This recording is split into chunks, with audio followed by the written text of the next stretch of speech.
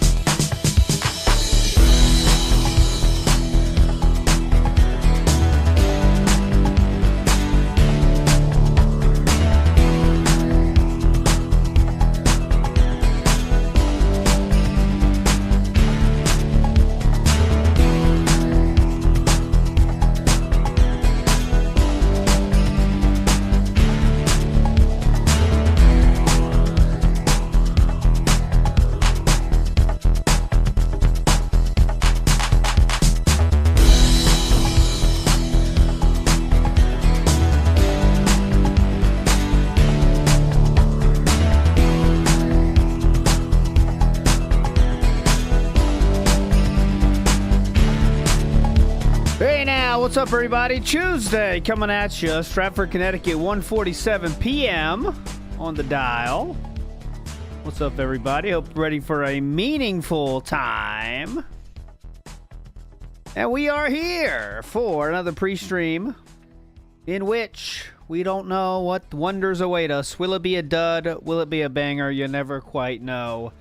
Similar to when you go out there on a Friday night and get a little boozed up. Try to find yourself a lady. You never know what you're going to find. But at the end of the day, you find something. Am I right? Sometimes you're left with a beautiful lady, and sometimes you're left with your hand. You know what I'm saying? Either way, it's fine. Anyways, moving forward positively here. So yesterday, just a quick wrap-up of yesterday. On Monday, we were left with a very big, light stream. What I mean by that is... we had a stream in which we only baked twice on the pre-stream, if you can believe it. But on the night stream, apparently, which I didn't see, Duty Streams, can you, someone said Rare Tricks revolted, and I ask you for the truth of the matter, Rare Duty Streams. Did he revolt? I always question revolts like this, because, you know, think about the style of person you're dealing with, right? You know what I mean? So they are, let's say, easily swayed, let's say. You know what I mean? Let's try to say this as respectfully as I can. Sometimes these kind of style of people that have once been pignatized are very easily swayed on the X and Y axis, if you know what I mean. So he was in Rare Tree. Oh, okay, so he was in the chat, let's say. But he was not rocking and rolling. A full style revolt has not happened yet. And that's similar to what normally happens, right? Big ups to Fictitious with the 199 and the finger. I'll be like DSP, so it's like a little finger guy with the sports. Oh, he was sitting on the fence. Okay, well there you go. Big ups to Joel L. Tractor. 14 months, big ups, brother. And Paulette Burrow says, please tell me you got the I choose you Valentine's Day card. No, I never have, but that would be funny, Paulette Burrow. 220 groomer streams, viewers dropping by. Big ups, Duty Streams. Legend. If they are here now, I shall do the raid game, and we shall find the schnoz of an angel. Let's see, can we find them today? Thank you. We had twice yesterday, and these are randomized. Good luck, everybody. Can you find him? Where is he? Find the Rambo. Find the schnoz. Running from your right to your left.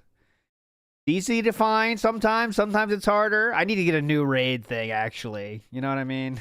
I need to step up my game. And get a new raid one. I'm horny as hell. This was easy. Okay, Twerk the Spec has sent a sticker. Okay, thank you, Twerk the Spec, for that sticker of an audience member. You're a legend.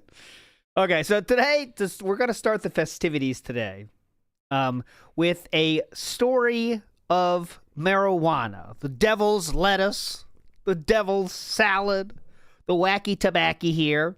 And DSP has told quite a few stories about weed over the years. What we're going to do here first is see the last night's story, which I have not heard yet. And then we're going to go back in time to find we're going to go through a few of the other takes about weed throughout the years, let's say. And let's see if they are let's see if this story is as memorable as some of the previous tellings of the tale. Or is this also, could this be just a retelling of the tale he's already said? The laced weed story? I do not know, but this was last night. So let's check it out. Come on. What? Oh, pre-rolls? You mean rolling papers? Someone said I picked up pre-rolls. Do they mean rolling papers?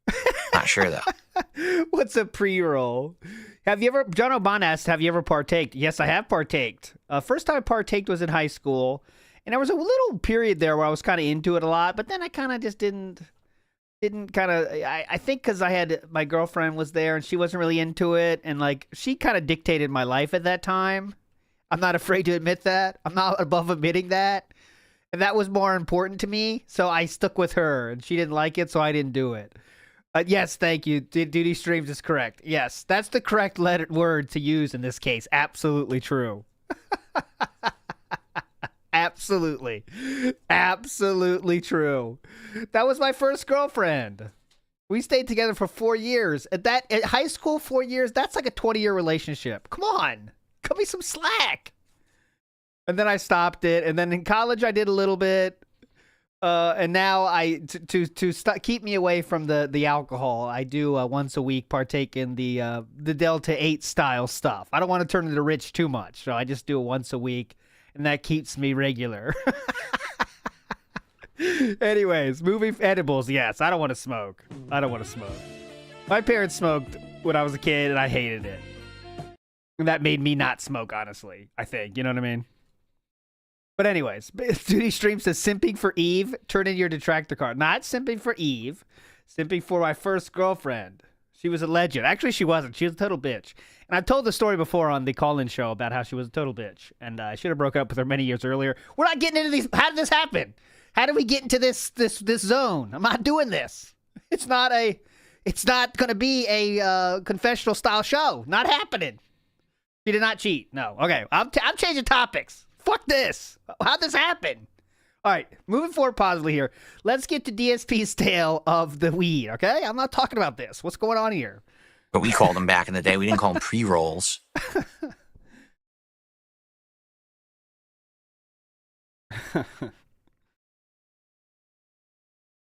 Okay, well, we'll talk eventually.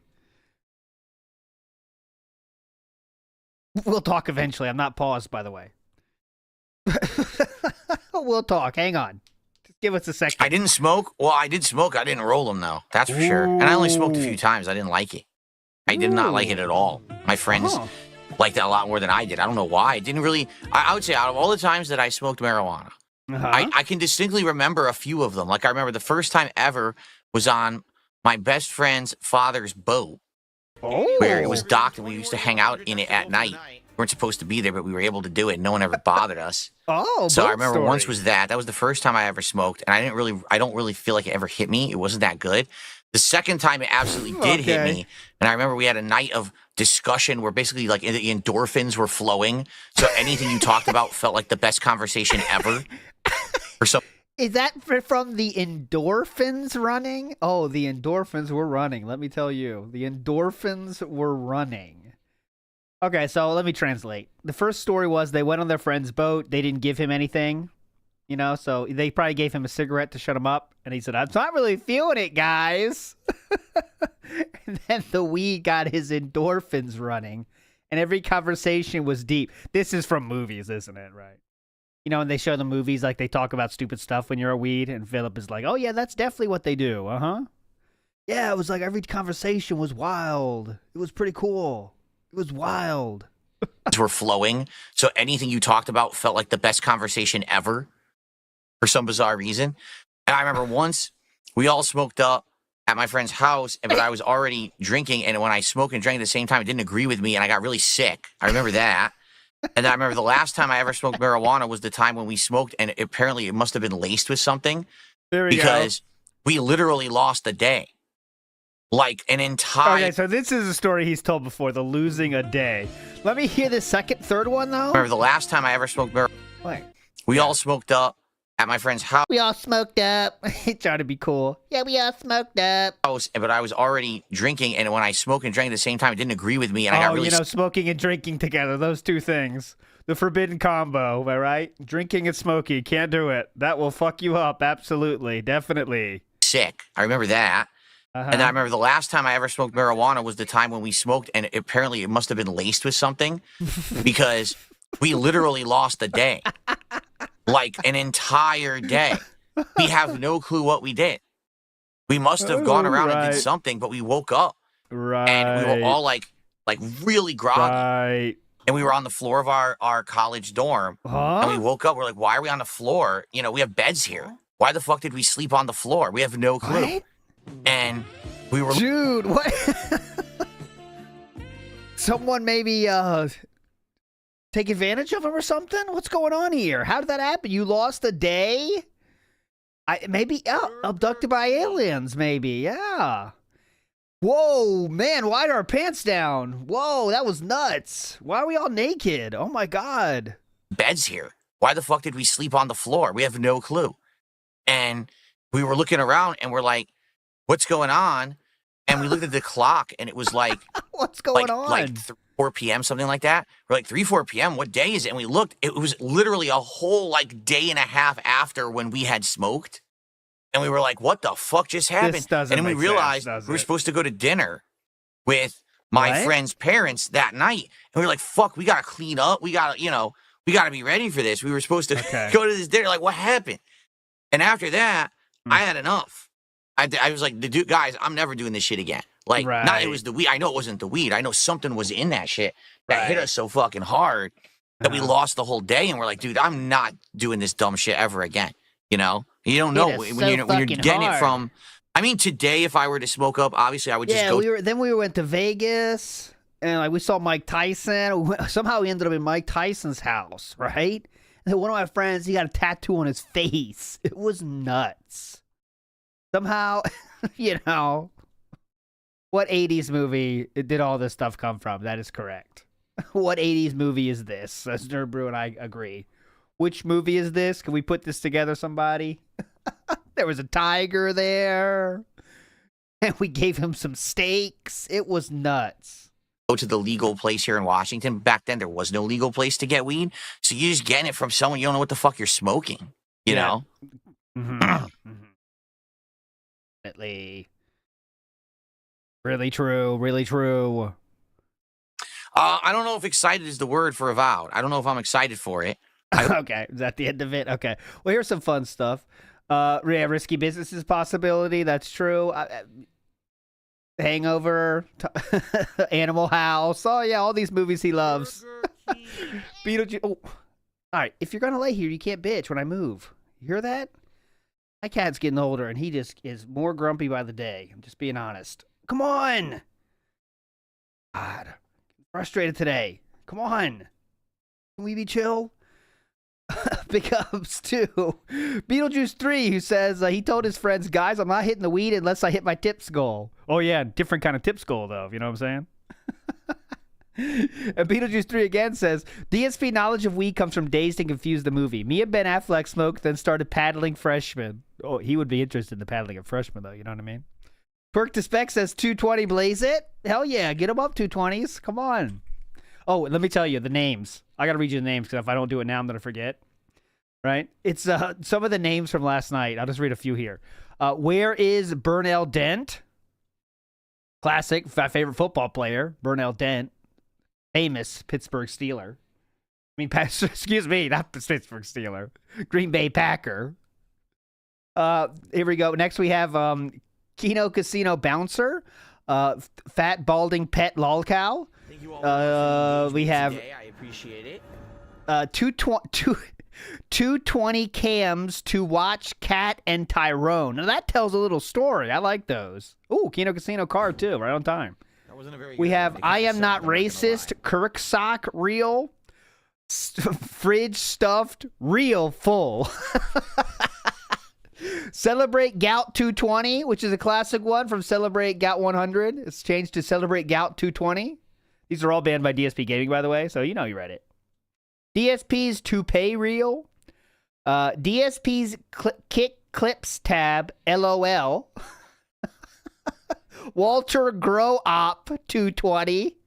Shout outs to Officer Leanne for that Grow Op. Now Grow Op has definitely entered that lexicon. Grow Op. We thought he was doing a Grow Op.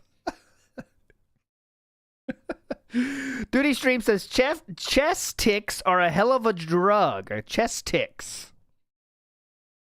Chest ticks are a hell of a drug, says Duty Streams. Big ups. Floaty Jesus says smoking that cat's. Oh God, this is toxic. Smoking that cat's real jumbo pack. Okay, gotcha, Floaty Jesus. There's a lot of words there. That you get the point. You get the point. I think he means yes. I think Duty Stream meant chest pieces, if you know what I'm saying. In high school, that is true, though, honestly. I know. In high school, that is very true. They hold all the power, and they don't know it yet. Except I found one that did know they had all the power, and she took full advantage. All right, I'm not going down this road again. Dominic in the house says, I guarantee you he pussed out that first time. The dude is petrified of weed and drugs. And I think that's probably true, Dominic. The first time he didn't even drink it. I mean, he didn't even smoke it. He just hold, you know. But anyways, let's see. So let's get some old stories from DSP. This is 7 years ago. This is from a channel called Marcus Daily. And here's a take about weed and marijuana from 7 years ago. Okay? Let's see. So the next question is from El Trumpo. He says, do you think weed will benefit society with taxes plus recreational benefits as well? If it becomes a booming market, would you consider working for a weed company?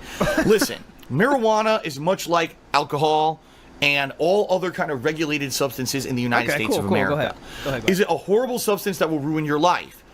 No, unless you're one of these people who become so addicted and ridiculously overcome with it that you cannot stop yourself from smoking every possible moment, which is the same thing that happens with alcohol. People get drunk and they become drunks and they can't stop drinking constantly, and it screws up their lives too, right? I think what it is people are just afraid. These conservatives are so afraid of weed. Oh my God, reefer madness, right? It's going to end the world. That they don't understand. Yeah, remember the reefer madness? Really understand what it is, and most of them probably have never tried it anyway, so they really don't know what it is. Okay. And I think that it could end up being a recreational thing that'll make a ton of money if regulated properly and if everything's done properly. Well, I work for a weed company. No, I mean, first of all, I wouldn't do it myself anyway. I hate smoking. I hate any kind of smoke in my lungs. I mean, I have bad allergies. You can hear right now my throat itself is hoarse. I would never be into that kind of a thing because I know that I couldn't. But I wouldn't work for the company by... I haven't seen Reefer Madness. Somehow that's before my time? Are you telling me that is before my time? Reefer Madness. I don't know that. I certainly am not anti-weed. Let me put it that way. I'm not super drug enforcement anti-weed or anything like that. I certainly think that it could work as a way to raise funds in the United States. There we go. So that was a reasonable... I mean, it's a reasonable take, but it sounds like he has no idea what weed is, you know? He just... Yeah. It sounds like someone who has never smoked it before telling you what they've heard from other people, saying it's really bad if you do too much. There we go, you know? Next one. This one is from 5 years ago, telling a weed story here. This is from Memology 101's channel. Or tip me $1. It says, what is the last concert you've been to? Is it true that you will be attending Elton John when you're in Connecticut? I've only been... What's wrong with Elton John, Philip? Is because he's homosexual you laughed at that? I bet it was. Oh, Elton John, Jesus. I'm not even homosexual. Why would I go there, huh? That's what he's saying right there. One concert ever, and I didn't pay for it. It was Dave Matthews Band. It was the late 90s, and I went with my high school friends because one of them had extra tickets for some reason. I guess someone had bought them and it couldn't go, so we ended up getting tickets. Philip was the backup. Hey, real friend dropped out. You want this ticket? It's going to go to waste. Yeah, I'll go. One of them had extra tickets for some reason. I guess someone had bought them and it couldn't go, so we ended up getting tickets for Dave Matthews Band. And when we went, the entire arena was full of potheads. Like, I'm not even kidding. Everyone was fucking smoking weed in the entire place. Right. We got a contact high from being in the arena because everyone was fucking smoking weed. We got a contact high. And it was shitty, too, because you couldn't hear them. Like, the acoustics in the arena were terrible, so you couldn't even hear them sing. It was just like... What?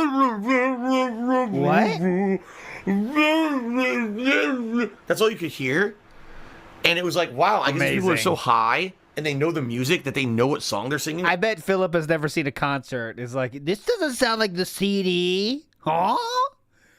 This is a little different. What? I don't have a clue what they're singing. It sounds like shit. Okay. So I'm glad I didn't pay for it because it was a waste of time pretty much. Okay, waste of time pretty much. So that's another time Philip got a contact high. Okay, there we go. Next up, here's another telling of a tale. You can choose to believe or not. From Animal Crossing. Here we go. This was something. Big ups Animal Crossing. Here we go. So you continue. Feel free to contribute via tipping. Oh, okay, sorry. And if you guys want to see you continue. What? Huh? You sneaking in a bag here, Philip? No, I gotta get another axe. I gotta go craft another axe. You know, we do have a 55 Vest Street, and if you guys want to see it continue, feel free to contribute via tipping. Just throwing that out there. I'm not saying you have to. I'm not pressuring you. I'm just saying. You very much are pressuring. It seems like I have to. Keep going. By all means, contribute via tipping tonight to make it happen. All right. Yep. But if not, I'm not gonna be sad. And I'm not gonna be ungrateful. You guys have been amazingly supportive, and even though obviously some people might be disappointed that it ended, I'm not gonna be, upset that we didn't continue this crazy ass goal that's been going on for so long. So I need a pull to get out of here. So just another example of him using a tips goal to add pressure to hitting the goals, right? That's all it is. Let's see. Shout out to Burger King Whopper who says, "Have you ever done acid?" No, never. The only drug I've ever done was weed. And I believe maybe once I had one that was laced with something and I had no idea what it was. It was against my will. I had no clue. But I never actively done any drug but weed. Guitar player 1939. It was against my will. Oh, God. They held him down now. $5 and says, "I just finished watching the new Assassin's Creed trailer. Have you had a chance to watch it yet?" I have not. I have not seen the trailer. Okay. So I can't really comment on it. Coolito against my will. Are you planning to Okay, next one. Next telling of the tale. smoke something that was late? Oh, here we go. Oh, driving, great. Well, that was messy. No, wait. Oh, son of a bitch. Nirvana asked me, has I ever done any drugs besides Mary Jane? The only thing I've ever done, I know I smoked something that was laced with something else before. Well, I don't know what it was laced with, but that was it. I've never done hard drugs. At least not intentionally. Not intentionally. Fuck. Well, I won. If he goes on Kelly this will just more. try the Hawker Milk Mech. It's in the Boost Special Cars list. Okay, well, there you go. It seemed the slideshow has started. Oh, here we go. Good morning, all. I heard this game was pretty sweet. Philip then responds with, "I hear everyone dumping on it. So we'll judge for ourselves today." Sounds good to me, dude. Cool. Judge for ourselves. Anyways, the laced weed story. There's the other college story. Let me try to find that real quick. If you never heard that, it's worth it. ESP college. I just forgot to get that one. The college weed story. Let's see if I can find it. I know it's not like live anywhere now. Where is it? It's like his college dorm, and he kicks it. He pushed it into the ground. Anyone know that one? Where is it? Let's see. It's not coming up. Hold on. Hey, the dorm story. I know it's somewhere. College weed story. Hang on. Let me get the slideshow up here while we wait. We are live. There we go. Robust 55 people waiting. There we go. The weed one. Oh, here. This will be funny. Here, let's do this for a second. It just popped up. Let's hear of the angry video game nerd first telling us about trying weed, and let's see who's more believable. So I never did. The only years I smoked weed was probably within a 2 to 3 year span, which was over 20 years ago. Let's like see I said, who's more believable. And yeah, if you want to get into these stories, well, none are good. None are absolutely horrible. Like none of them put me in the hospital, or none of them got me into like severe trouble or anything like that. But one of the first times I smoked it, could have actually been the first time. It was in college, and there was a bunch of people that would hang out in the room, and they'd smoke weed like all the time. Yeah. Like every day. Yeah. And they didn't make a lot of noise when they were doing it either. It was just sitting around, just passing a bong around, whatever, And then one day they asked me, like, "Hey, do you want to smoke this?" And I'm like, "I don't know. They smoke it every day, so whatever. I'll just try." I took a puff. As soon as I took a puff, in the door walks not the dean, but like his assistant or like his second guy walks into the fucking room. Oh my God. Right when I smoke it, and then See, but I know it's kind of a similar story, but I'm kind of believing it more. You know what I mean? Like, I don't know. How he tells it seems like he's not making it up, but I don't, First thing I do, I'm like, I have the smoke in my mouth. I just pass the bong to the guy next to me, and then we kind of like hit it, and we're just sitting around, and like, I don't know how we got away with that. Oh. But he cited us for like some trash violations, like, we didn't take our trash out or something much more minor, basically. Oh, like, man. Oh, boy. But again, like, art school. I mean, the difference is, like, I don't think like AVGN is ever trying to like be cool. You know what I mean? Like I feel like he's just more comfortable being him, and that's probably because from his success level difference, right? Like even though like now there's this, if you know about how people don't think of AVGN as positive anymore, and like there's whole community based on, Cinemassacre truthers know what I'm talking about here, and like his content is not entertaining for me anymore, right?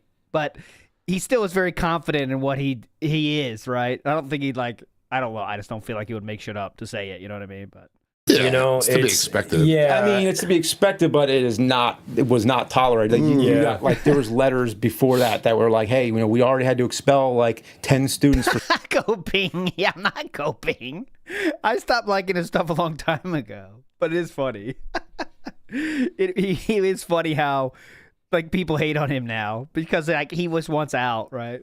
All he wants to do is like not be AVGN, but he has to because such easy money. So he keeps doing it. He keeps the train moving.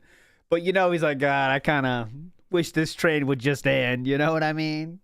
It's very interesting, though. It's very interesting. Because he wanted to be this movie dude. And the thing he got famous for was the gaming stuff. And obviously, when you make it, that's pretty cool and positive. But he really wanted to make it as a movie dude. You know what I mean? But he made it as a game dude, and that's all he'll be remembered for is a game dude. But he wants to be a movie dude, but... And the movie did destroy him, absolutely. The movie just took it all. All his will to live died with that movie, which is horrible. Let's get that straight.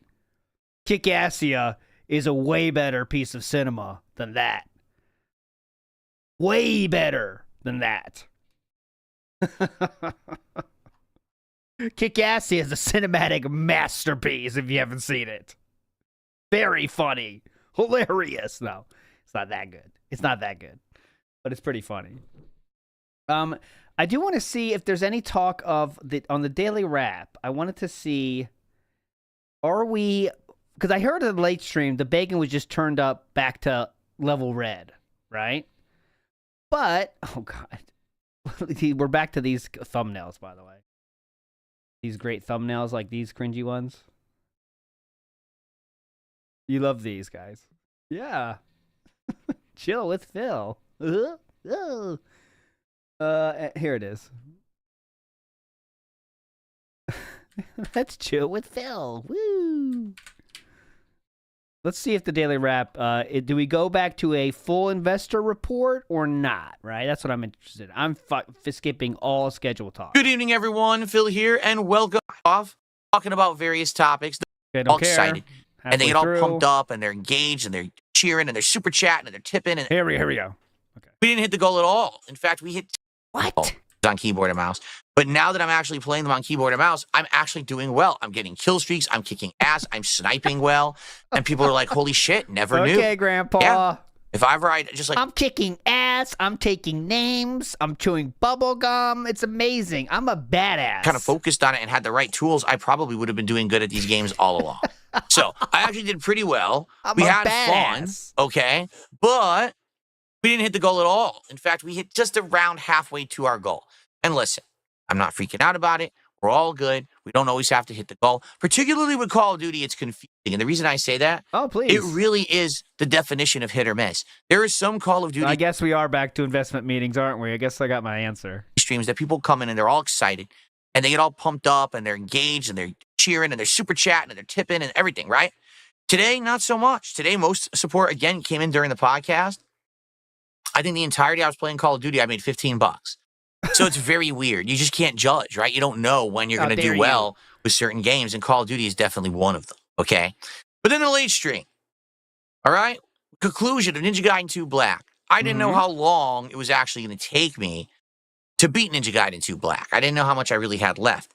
So we actually hung out. I knew that it wasn't going to take the whole stream. We ended up hanging out for quite some time at the beginning of the stream, maybe like half an hour before I even started. And then I started up the game and started playing, and we hit the goal. We had enough support from various different people. We actually hit and exceeded the goal tonight. That was from one person, I believe, that did like 20 subs or whatever. I don't fucking know. But I know he did the fire sale tactic again, which is One time only. Literally only today. Please forget about all the other times I've done this. This is a one-time offer. You want the badges? Pay up, bitch. And then we do it. And then we pretend it's a one-time only thing until we really need to do that again. Which is very appreciated. So now we're at 17 of 20 goals hit. And I owe you guys a snack. God, but we ended up finishing today? the game around like 8:30, 8:45, so I had a much of extra time, and I said, I'll just hang out with you guys. So we did. We just hung out for like 45 minutes. Extra time. Pretty much no contributions came in during that time, but it wasn't really about that. It was about just kind of hanging out and enjoying each other's company, and I felt it was a really pleasant hangout session. And so the day ended well. So Dumpy Koala, who became a member of that stream, asked him for a discount on badges and dropped the 25 member Bob. There we go. So he literally asked for it and got it. Cool. Black 2 is done. So one playthrough done. The other playthrough we got to finish later this week is Onimusha Warlords. And then we are on to non-stop new release content for the rest of the week. Finally, serious new games to test out and see if they're any good. So I'm excited for this. Okay. So anyway, great stuff, right? Great stream, great support. Everything went well. I forgot to do the Turkish treat because I was going to do it tonight because we hit a goal. I owe you a treat whenever we hit a goal. That sounds so cringe, doesn't it? I owe you a treat. I owe you a little treat, don't I? Like it's a dog. Totally forgot about it. So I guess I'll do it tomorrow, probably in the tail end of the podcast. We'll hit, if we hit another goal, I'll do another one. But if not, we'll just do the treat at the end of the podcast and go from there. We'll pick another random one. Okay? I owe you a little treat. What is going on tomorrow? Well, first of all, God, no schedule. I do want to hear how he talks about smart guys, though. I am kind of interested in how night that goes. on the late shift, it will be the Smart Guys Wrestling Commentary Show, broadcast on the @DSP Reacts channel on YouTube or on my normal kick channel, DSP Gaming Reel. We're just going to be covering Monday Night Raw this week, so it may or may not be a shorter episode dependent on, how much we want to go into it or stuff like that. We had dabbled and talked about possibly we would watch NXT because there was an NXT like pay-per-view dabbled and talked about event on Saturday, but I didn't watch it. I just didn't get around to it this week, and I was like, I don't really want to try to watch Raw tonight and then cram in NXT at the same time too. So it's just going to cover Raw, just like last week just covered Raw, which is fine. Keep in mind, this is still the build-up to the Elimination Chamber, so we're going to see if it's any good tonight nighttime and go from there. It should be a fun show, and I hope you'll join us for that, as usual.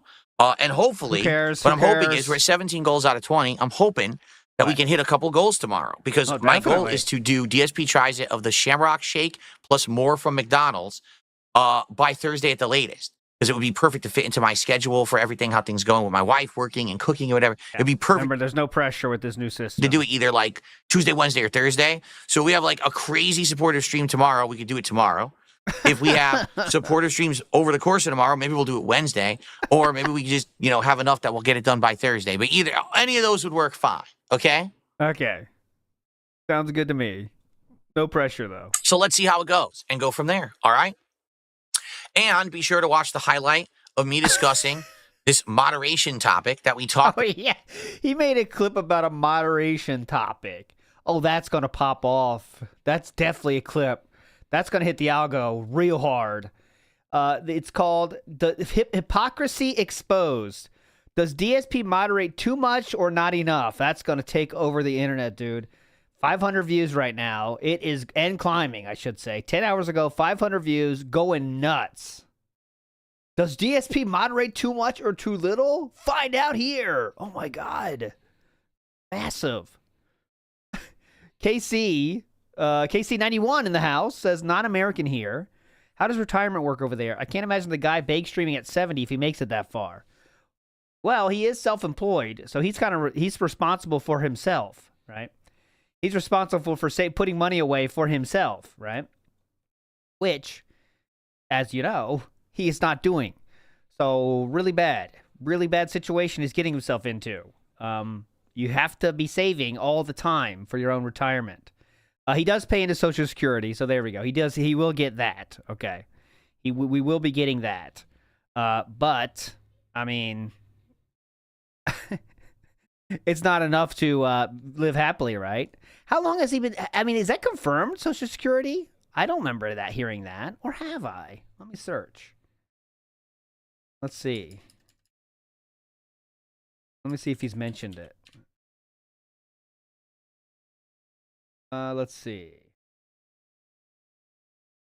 Well, not if he gets cut, of course, but okay. I wonder. I'm looking here. Let me get it up in case he starts here. He does have a rainy day fund, no problem. The lead for your house. What is okay? Every time I search for Social Security, bring up Social Security address. Social Security number keeps talking about.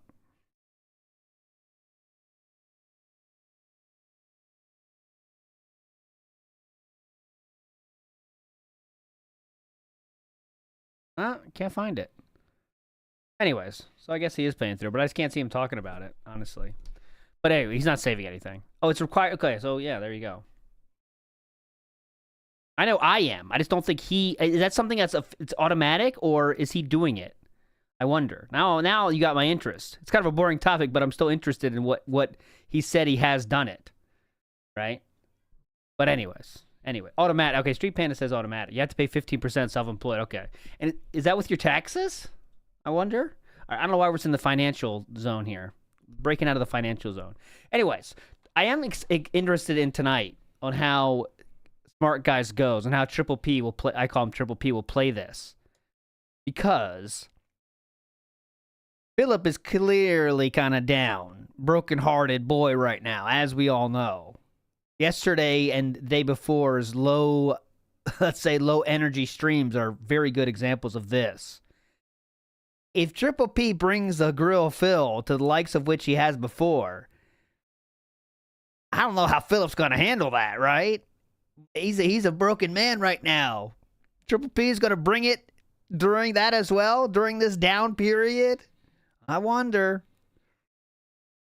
And if he is going to bring it up, is he going to say a very special number that has been circling the detractor sphere? The 220 number. Will that be mentioned today? Because if it was last week, he absolutely would have brought it up, right? Because... Oh, there we go. Hate Armory says, self-employed people must report their earnings and pay their Social Security taxes directly to the IRS. These taxes will help determine your eligibility for benefits later. There we go. So I don't know. And I know last night, that they didn't mention DSP on the Kino Casino. I didn't see the whole thing, but someone that have watched it said they didn't. And Steven wasn't there either, but I think maybe tonight you bring on the Smart Guys, you bring up Steven there, though. Like, they have to talk about Steven. You have to talk about Truth Seekers tonight. You can't not talk about that. It's odd not to talk about it.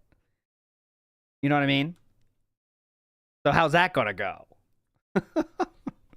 Today's show starts now. Big ups, everybody, for chilling. And Jericho TSK says, just now I'm joining. He still hasn't started. Is this really late?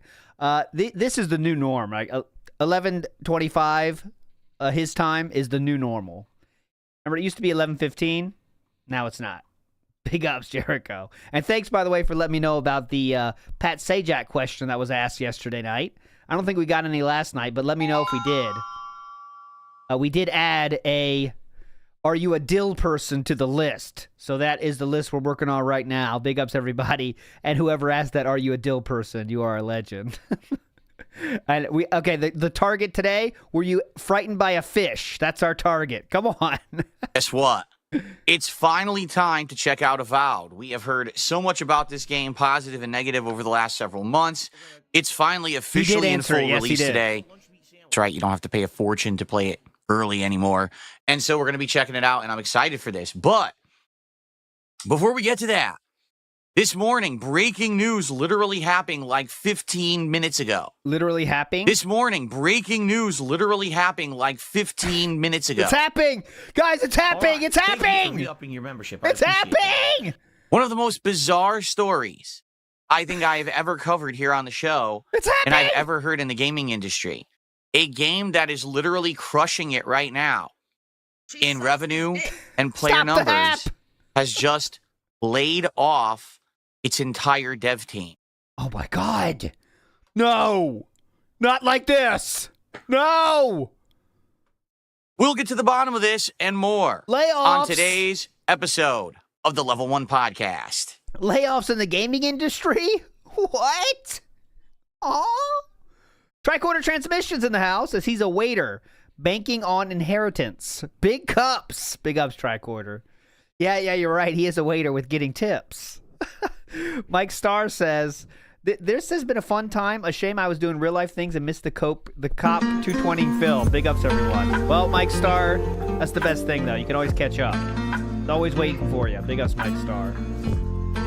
Mr. Extravagant says, how about if we get all the Pet Pat questions asked, we finally remove the shoes from jury? Ooh, Mr. Extravagant asked a very interesting question.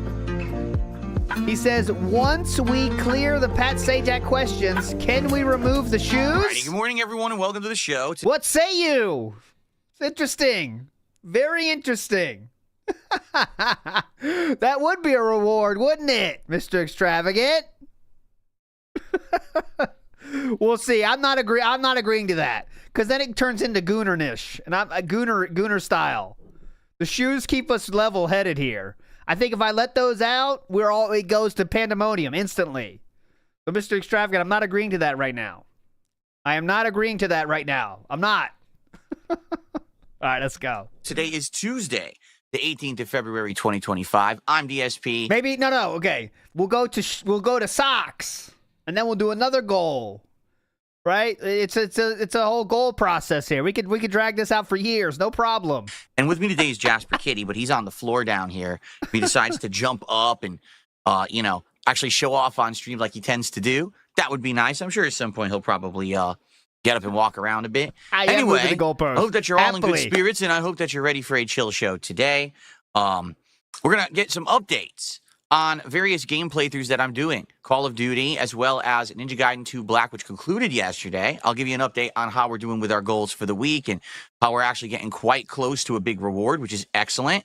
And of course, I'm excited because today is the premiere of Avowed, a game that we've heard so much about from various different sources.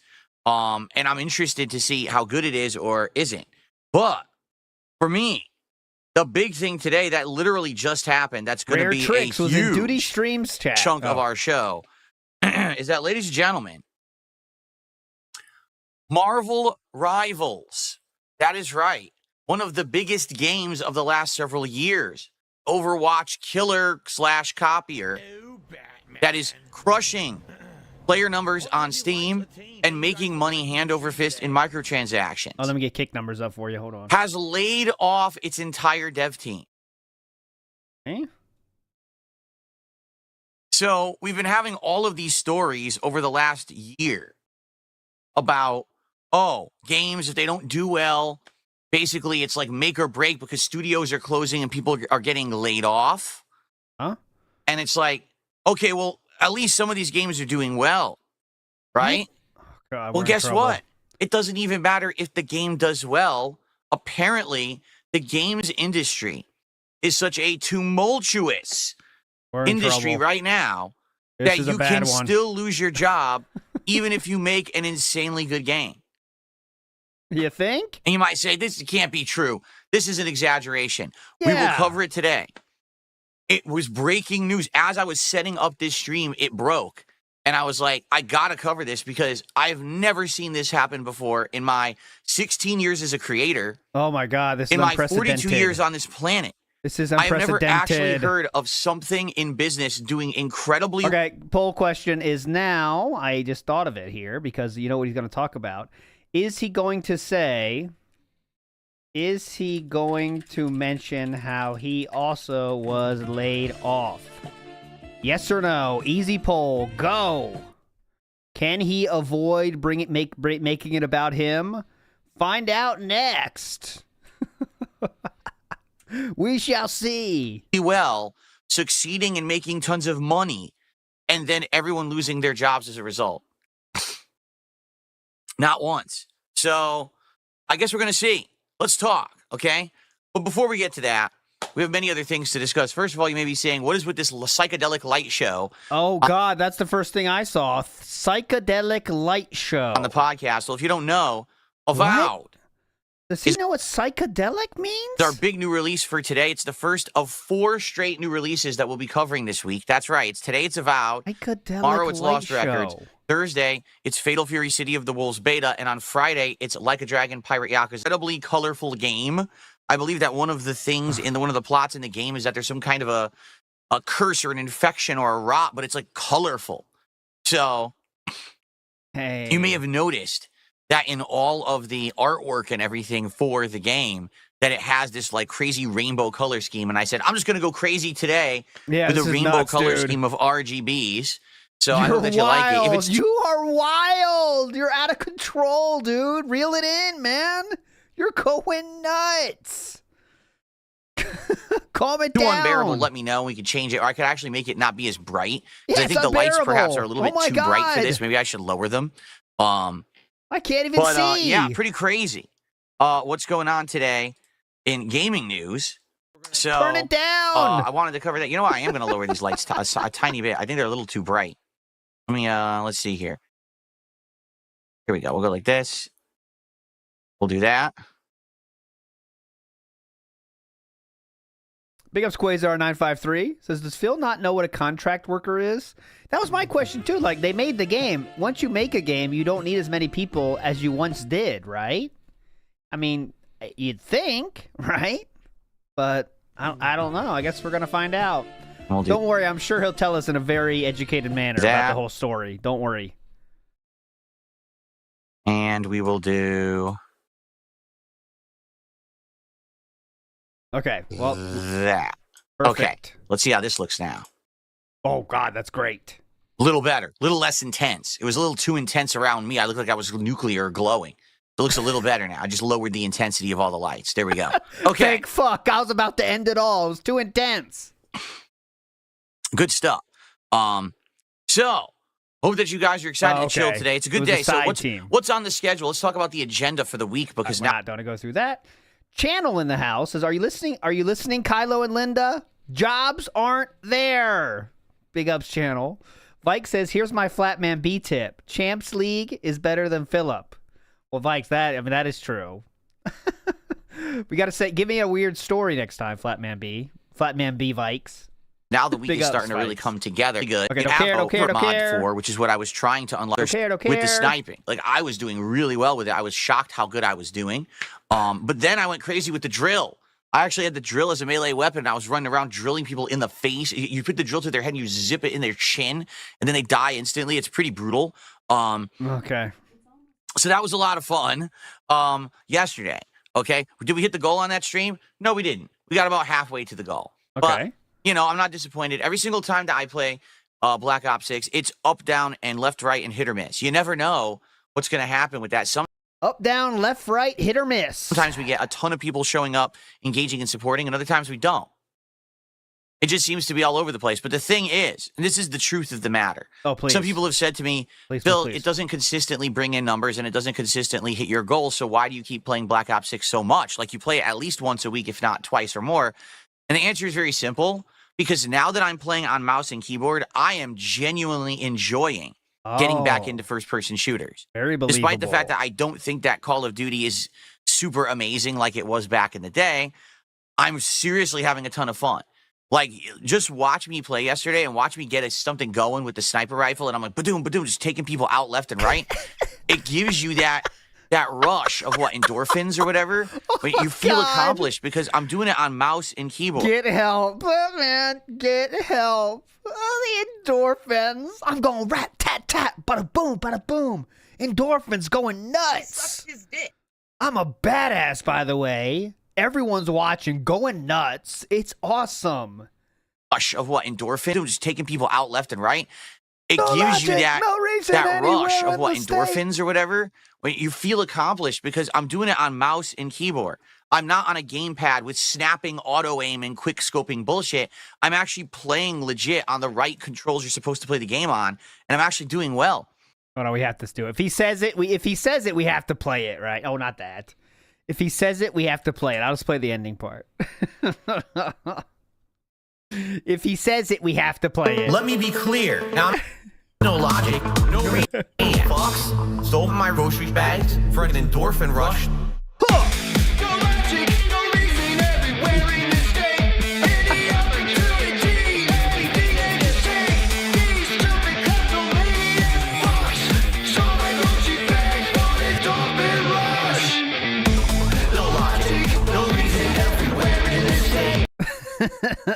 Rambo. Awesome song. Go listen to it right there. It makes me feel good to feel like I'm earning the kills and the like. You know what I'm saying? So, yeah, I had a great time yesterday, and I'm going to continue to play Call of Duty, even if it doesn't bring in the numbers or support that I would hope for. I still like it. You know what I mean? Like people say, play what you like. Well, I am actually liking Black Ops 6 because the mouse and keyboard has made it feel more fun and fresh for me. So I'm going to keep it in the rotation. Okay? Last night, Ninja Gaiden 2 Black concludes. It was a little weird, unnecessary. At the end, didn't really need it. But it was fun. The end of the game was good. And when it wrapped up, what I basically summarized for everyone was this is a kind of game that it didn't attempt to be something full-blown crazy. It didn't try to add insane amounts of side content or anything. It reminds me of the era of like God of War, crazy. Devil May Cry, and that's a good thing. You know, back before games were overly complicated and convoluted and had $400 million budgets, they actually would like be fun and be to the point. So Ninja Gaiden 2 Black is exactly that. It doesn't try to pretend to be something else. It doesn't have to hit any check marks or quotas to qualify to be a good game. It's just a bunch of combat. What does that mean? With a silly story. Doesn't have to fit any check marks or quotas. Qualify to be something else. It doesn't have to hit any check marks or quotas to qualify to be a good game. It's just a bunch. Doesn't have to fit any check marks or quotas to be a good game. Of combat. Yeah, that's probably DEI in his mind. Yeah. With a silly story, some fun boss fights, and great visuals. You know, an era of games that we've basically forgot about, I feel. Because now today, any game that comes out has to have insane amounts of content. Yes, right? And this game does DEI extra content. I hate that. That's the worst part of Breath of the Wild, by the way. The DEI extra content you don't have to do. Big Ups Nerd Brew says, whoa, I didn't know ELO were live in Renton. Oh, yeah. Electric Light Orchestra right there in the office. It's good. This is a good value. Absolutely. Puff Polecat in the house says, hey, guys, happy Tuesday. I had a California burrito for lunch today. It's sunny out right now. Might get cloudy later. Peace and love, hugs and kisses. Oh, thank you so much, Papa Polecat. That's a Flatman B style. Big Ups Papa Polecat. Doesn't really care about that. It just wants it to be fun. Correct, Theo. So I really... He complains about games having not enough content and also having too much content. It's very cool. Both sides get it. Yep. Enjoyed it. All right. So, and by the way, is it easy? Yes. This is Ninja Gaiden 2 Black. It's based off Ninja Gaiden 2 Sigma, which is a different version of Ninja Gaiden 2. Let's be real. That's why you like it, easier and more accessible so more people could play the game. The original Ninja Gaiden 1 and 2 were incredibly difficult, so a lot of people complained they were too hard and didn't like them. So eventually they released these other versions of the game. I played it on normal difficulty, and it was easy. All right? That's a good question. Someone in Kick Chat says, why does that mature sweater have 2 zippers? I think that one on the right is just for show. It's not a real zipper. It's a joke. It's a scam. Would the game have been more rewarding if it was on a harder difficulty? Maybe. It's a scam. But I already played difficult games that I want rewards from. It's called FromSoft. So since I already have my franchise that I like to be challenged on, I don't need it in every game either. So it was actually a rewarding experience to play a game that didn't kick me in the balls every 5 seconds, but I still had fun and had a lot of cool visuals and things like that. Like, to be honest, being a easy to play, open it up, go ahead, high octane, gory combat action ride worked. I actually feel like if Ninja Gaiden 2 Black were significantly more difficult, it wouldn't have been as good of a game for me. Because I didn't want that. I didn't want a game to kick me in the balls every 5 seconds. I wanted something different for variety. And, you know, maybe what it is back in the day, keep in mind, these games came out around or before the time when FromSoft was becoming prominent.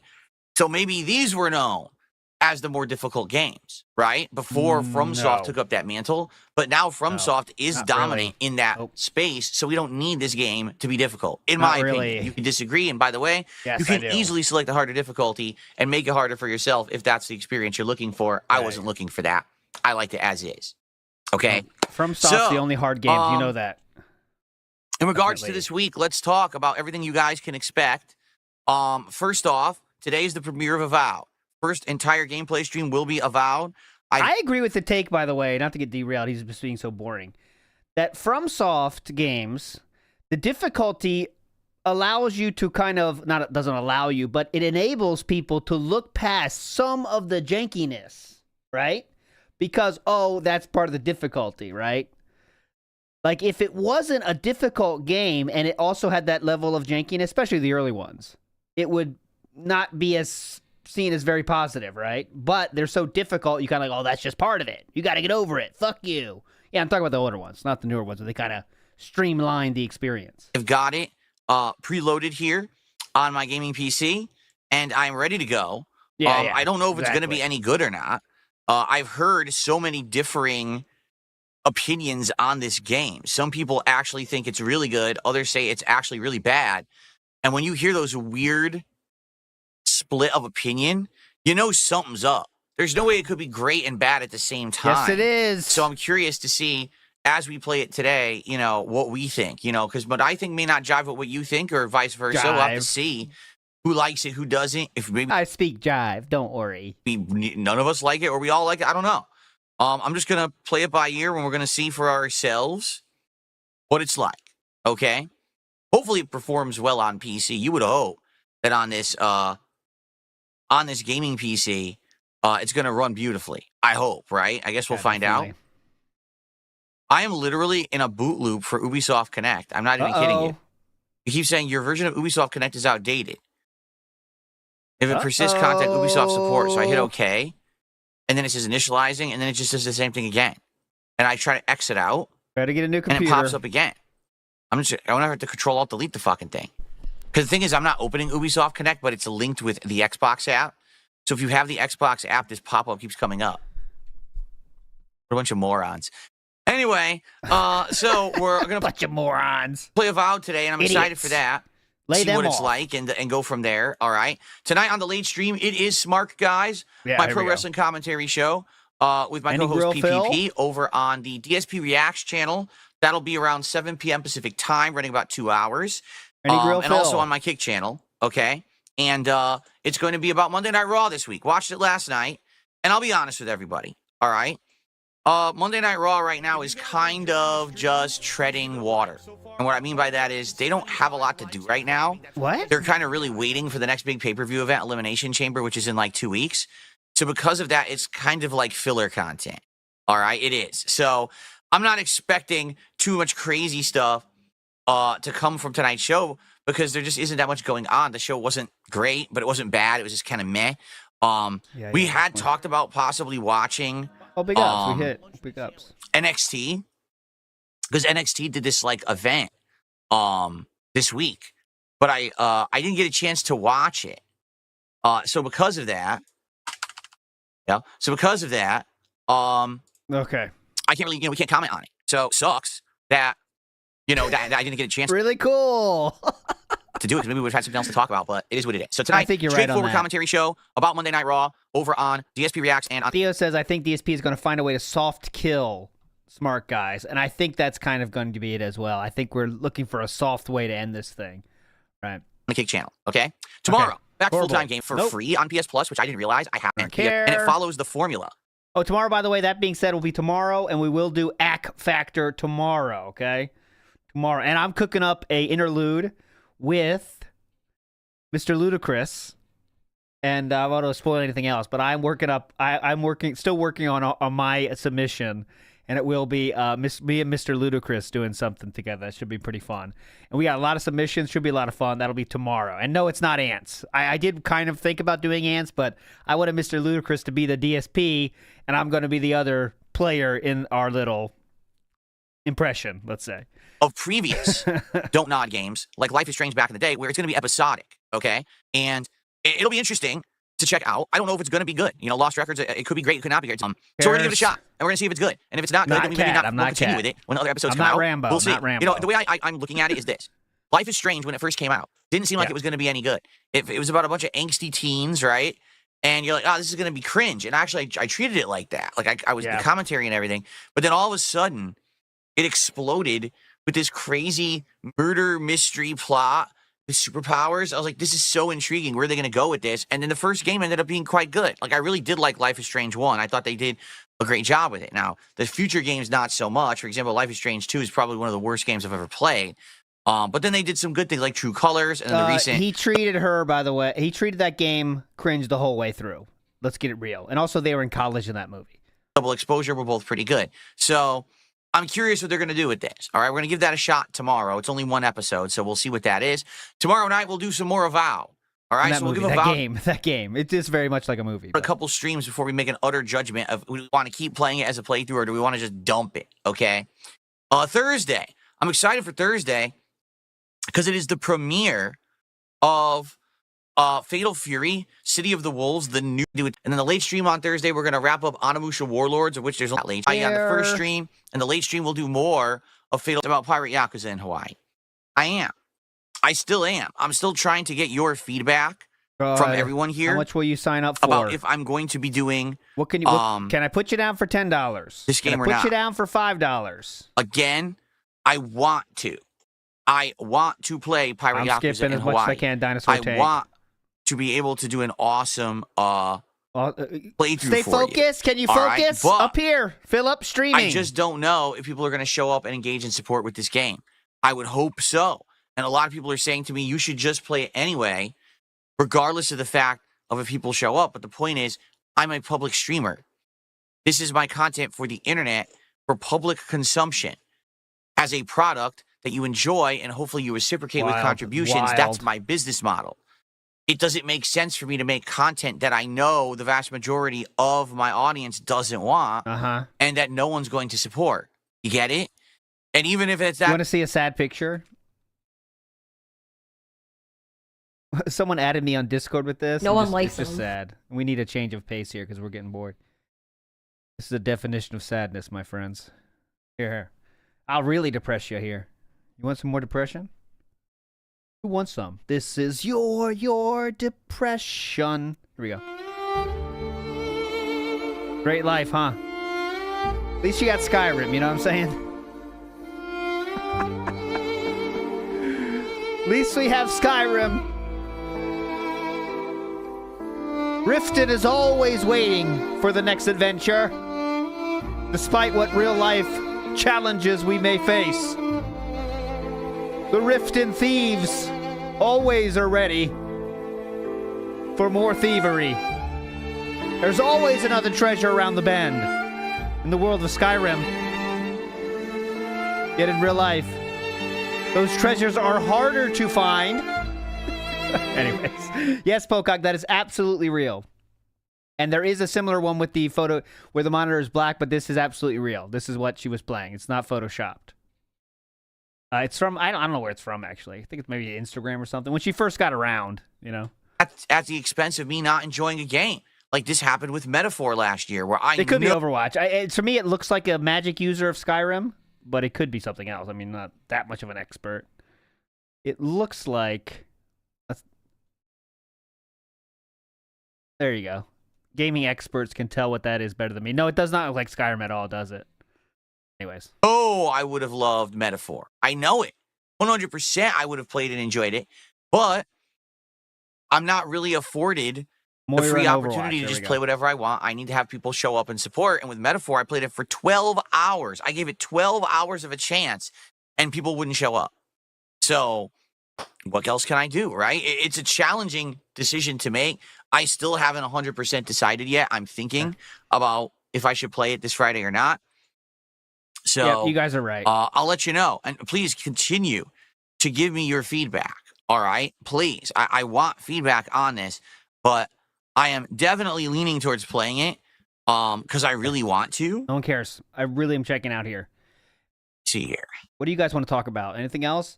Swaggy Davis Jr. in the house says, Phil is the modern day mushmouth. 220 for life. Hell yeah. Come on. Okay, that's 20 seconds. I just fast forwarded past. For the regular version, $75 for the deluxe, but it's digital deluxe. It probably just comes with an outfit or the soundtrack or something, which I don't care about. So, okay. All right, well, something to think about, right, over the course of the week. All right, before we get to the major... Here's the begging. ...subject at hand, which obviously is this whole Marvel Rivals layoff situation, which I quite frankly cannot believe. All right, I really can't. Contributions, where are they? Let us talk about the goals. Some contributions that I received. We'll do some shout outs. And let's talk about the goals. And let's talk about where we are right now. And some ideas that people have had See how long this takes. It's 11:46 right now. Your goals, which I'm okay with, and then we'll jump into the topic. All right. So a couple shout outs to start off with. Batman B said We he start off saw today with a cat $3.66 tip Oh, okay. from So Flatman B, who says, "What's up, everyone? I hope everyone is well. Spread the peace and love. Thank you very much." Or actually, he said, "Spread the love, peace." If he said, "Spread the peace and love," he would sound like Ringo Starr. But a lot of you probably don't even get that reference. All right, thank you. Yeah, Ringo Starr, not very famous musician. They only laid off the support team in Seattle, not the main team. Okay, there you go. Flatman B, for starting with the contributions today and for the very positive message there. $3.88 tip. He's like the cheaper 1 minute. Thank you very much, Flatman. I take that back. It was a $3.66 tip. He's the discount 1 minute man. I was off by 22 cents. Okay. Thank you, sir. And I know. Good question, Droopy2D. Why is he older than older people? I know. I don't know. I received a generous $20 tip this morning. Oh my God. Thank you very much, whoever this is. Let's take a look. But first, let's play a nice animation. Yeah. Play that animation. No? This is fun. Thank you so much to the anonymous $20 tipper. And he says,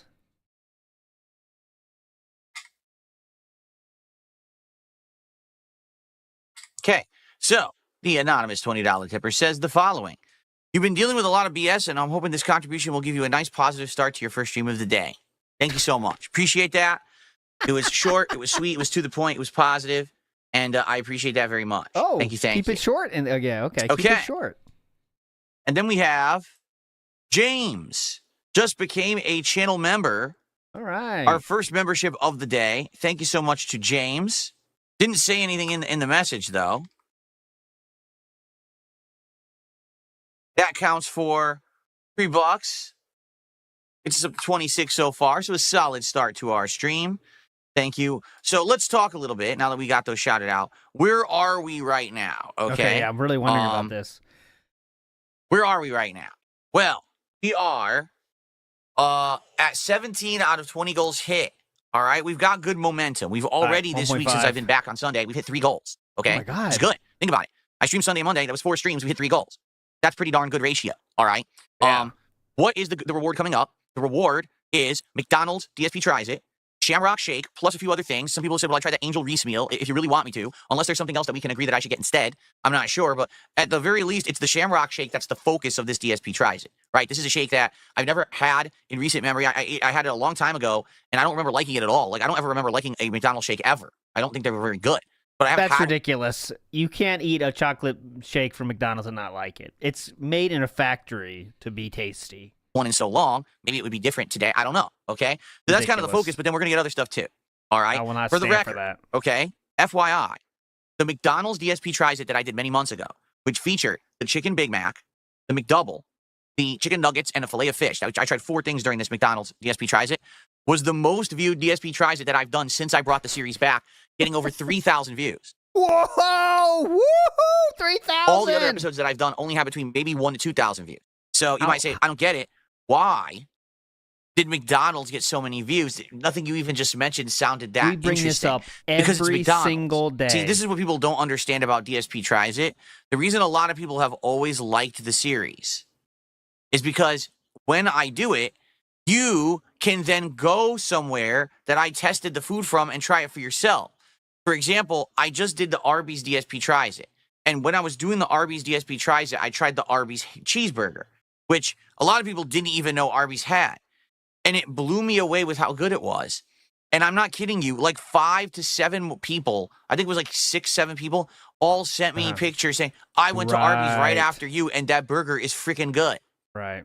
So that's the appeal of doing a DSP Tries It when we go to like a fast food place that's close to you that you could probably get for yourself. Very believable. Is that you cure my ratings and then maybe you go check it out for yourself after. Okay.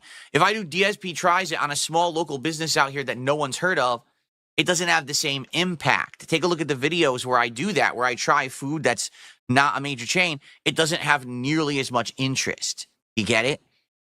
So that's why I don't get DSP it. Tries It has been working when I try Taco Bell or Wendy's, because it's a big chain. Get it?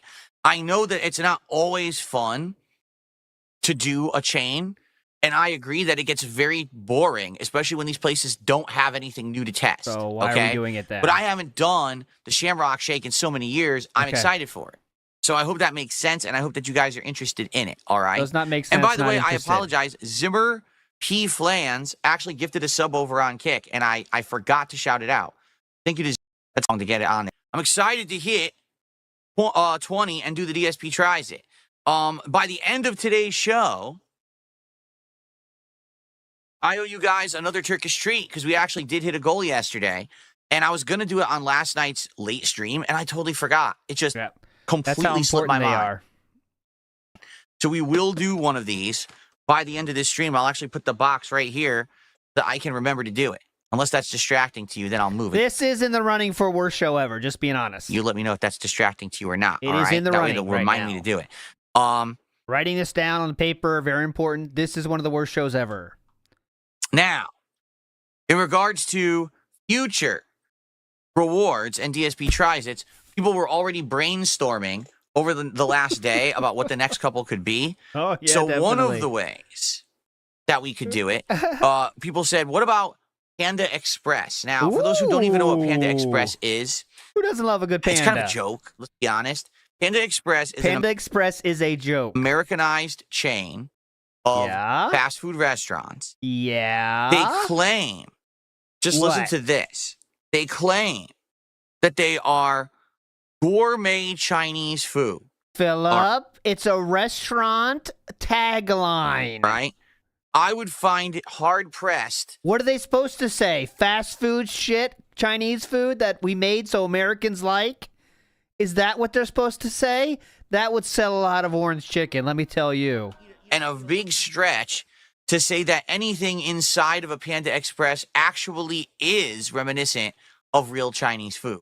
Oh, yes, and yeah, let me tell you, if DSP would know what real Chinese food is, he's been all over China. He's been all over all different Asian countries. He's been so many places.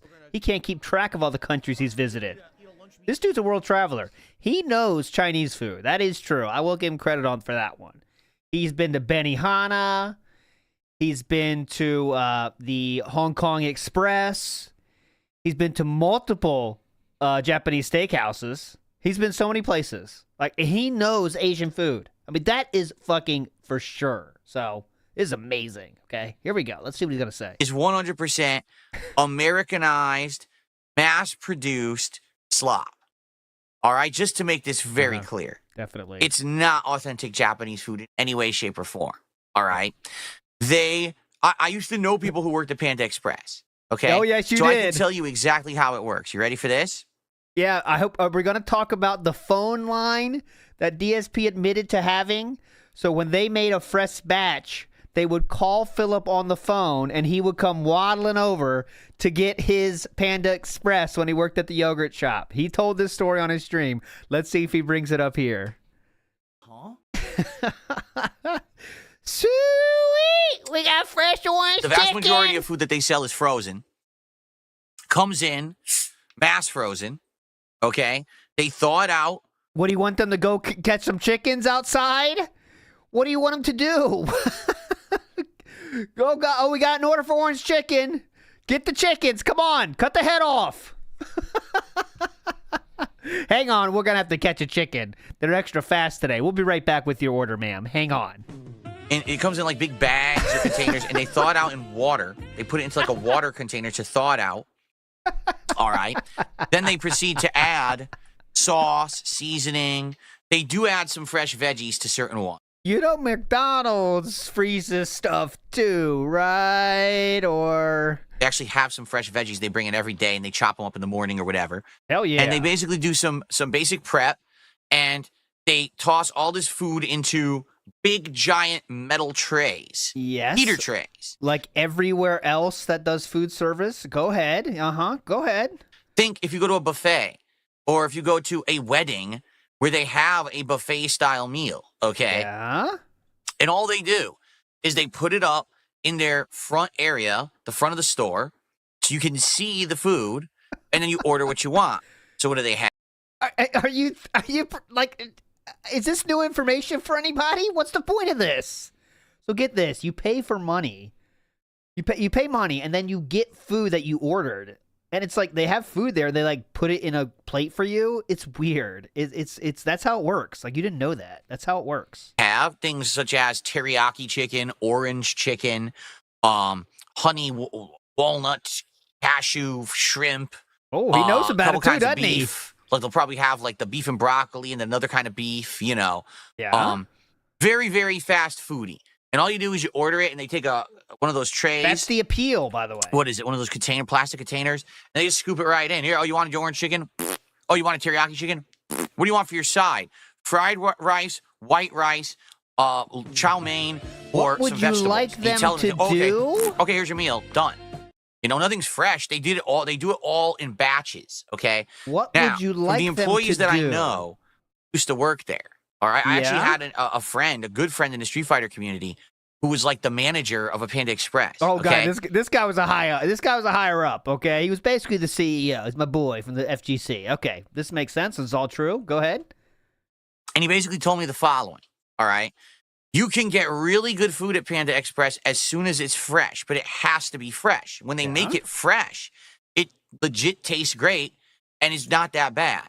But the problem is with Panda Express, much like all of these other buffet places or heat lamp places, okay? Heat lamp Once they places. make the batch, they put it out under the heat lamp, and it just sits there overcooking all day long, and they're instructed to sell to the end. That's not true. So they're not supposed to say, oh, that's overcooked because it was in the light all day, take it away and bring up another batch. They're supposed to sell it all. How hot do you think the heat lamps are? What? This is all bullshit. So that's the problem is, you know, that's you the have entire to story? Oh, wonder, I thought there's gonna be whenever more you to get it. Panda Express, are you getting the fresh? Are you getting something that's been out there for 7 hours? You don't know, right? What was popular today? Who knows? And I'll tell you a quick story. Oh, yeah, please. So- Why not? Why not? Why not? We got all the time in the world. Years ago, I'm loving this all so right, far. my wife was going out to lunch at one of her jobs that she's had over the Okay, years. yeah, And she yeah, went out go with ahead. a coworker, Okay. and they just happened to go to Panda Express. Oh, I bet okay? they go there And many she got times. the orange chicken. Oh, I would imagine And she said gets she that. went to eat it, and when she put it in her mouth, it was literally like tough, like shoe leather, like no lie. Like it was so hard and chewy that you couldn't really eat it. She only ate like 2 pieces of it and said, I can't eat it. And then she proceeded.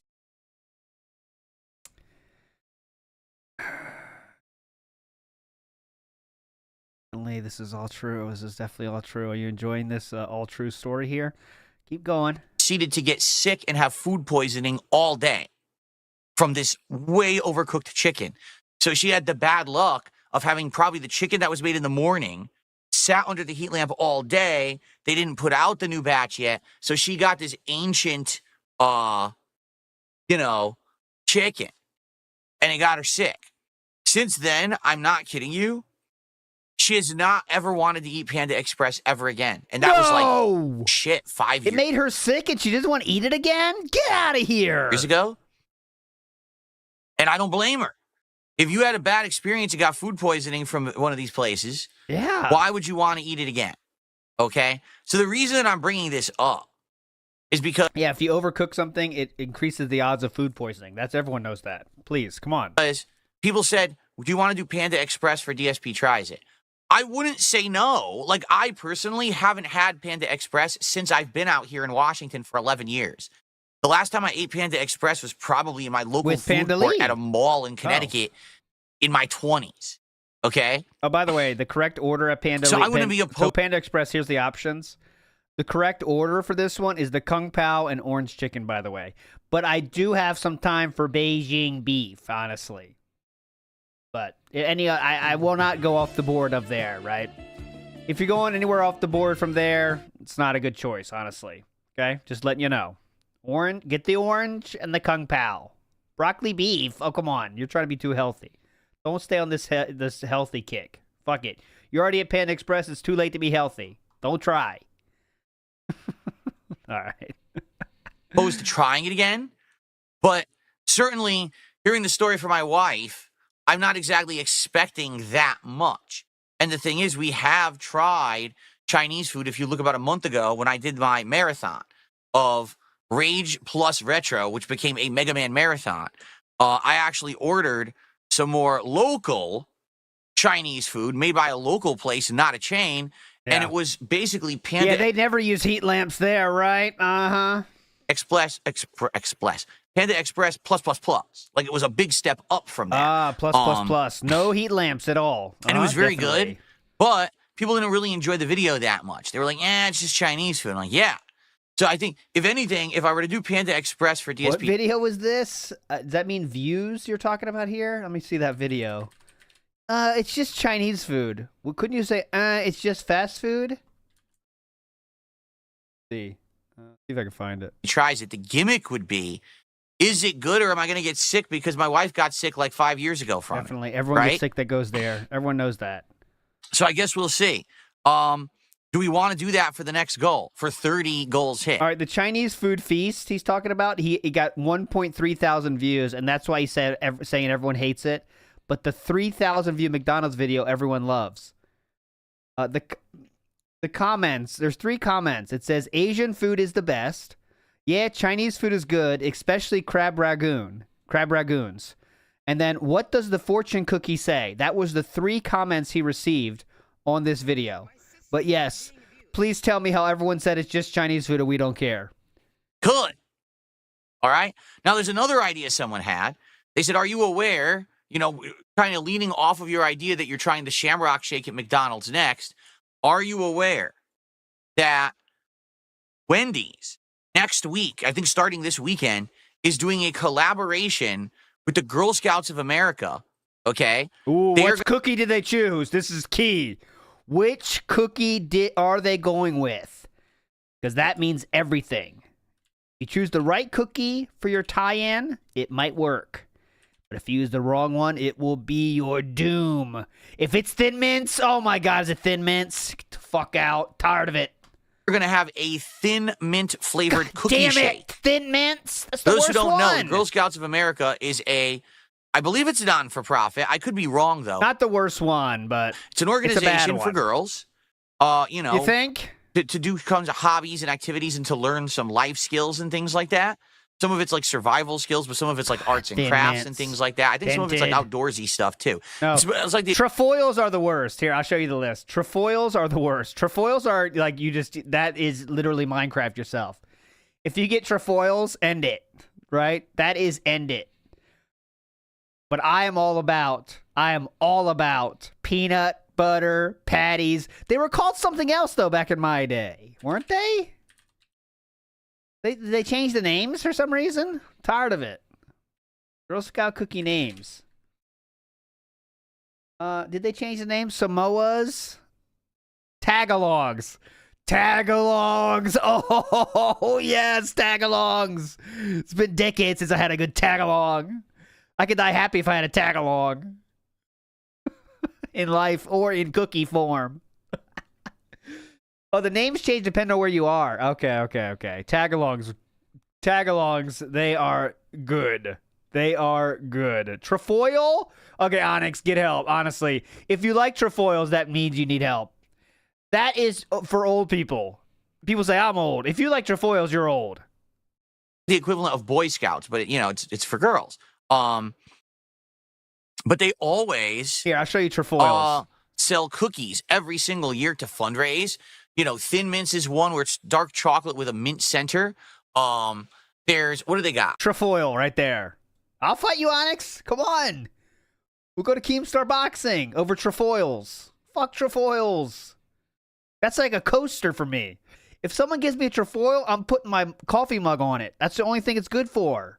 Trefoil. Get out of here, trefoil. I'm not hearing this. You're just trolling.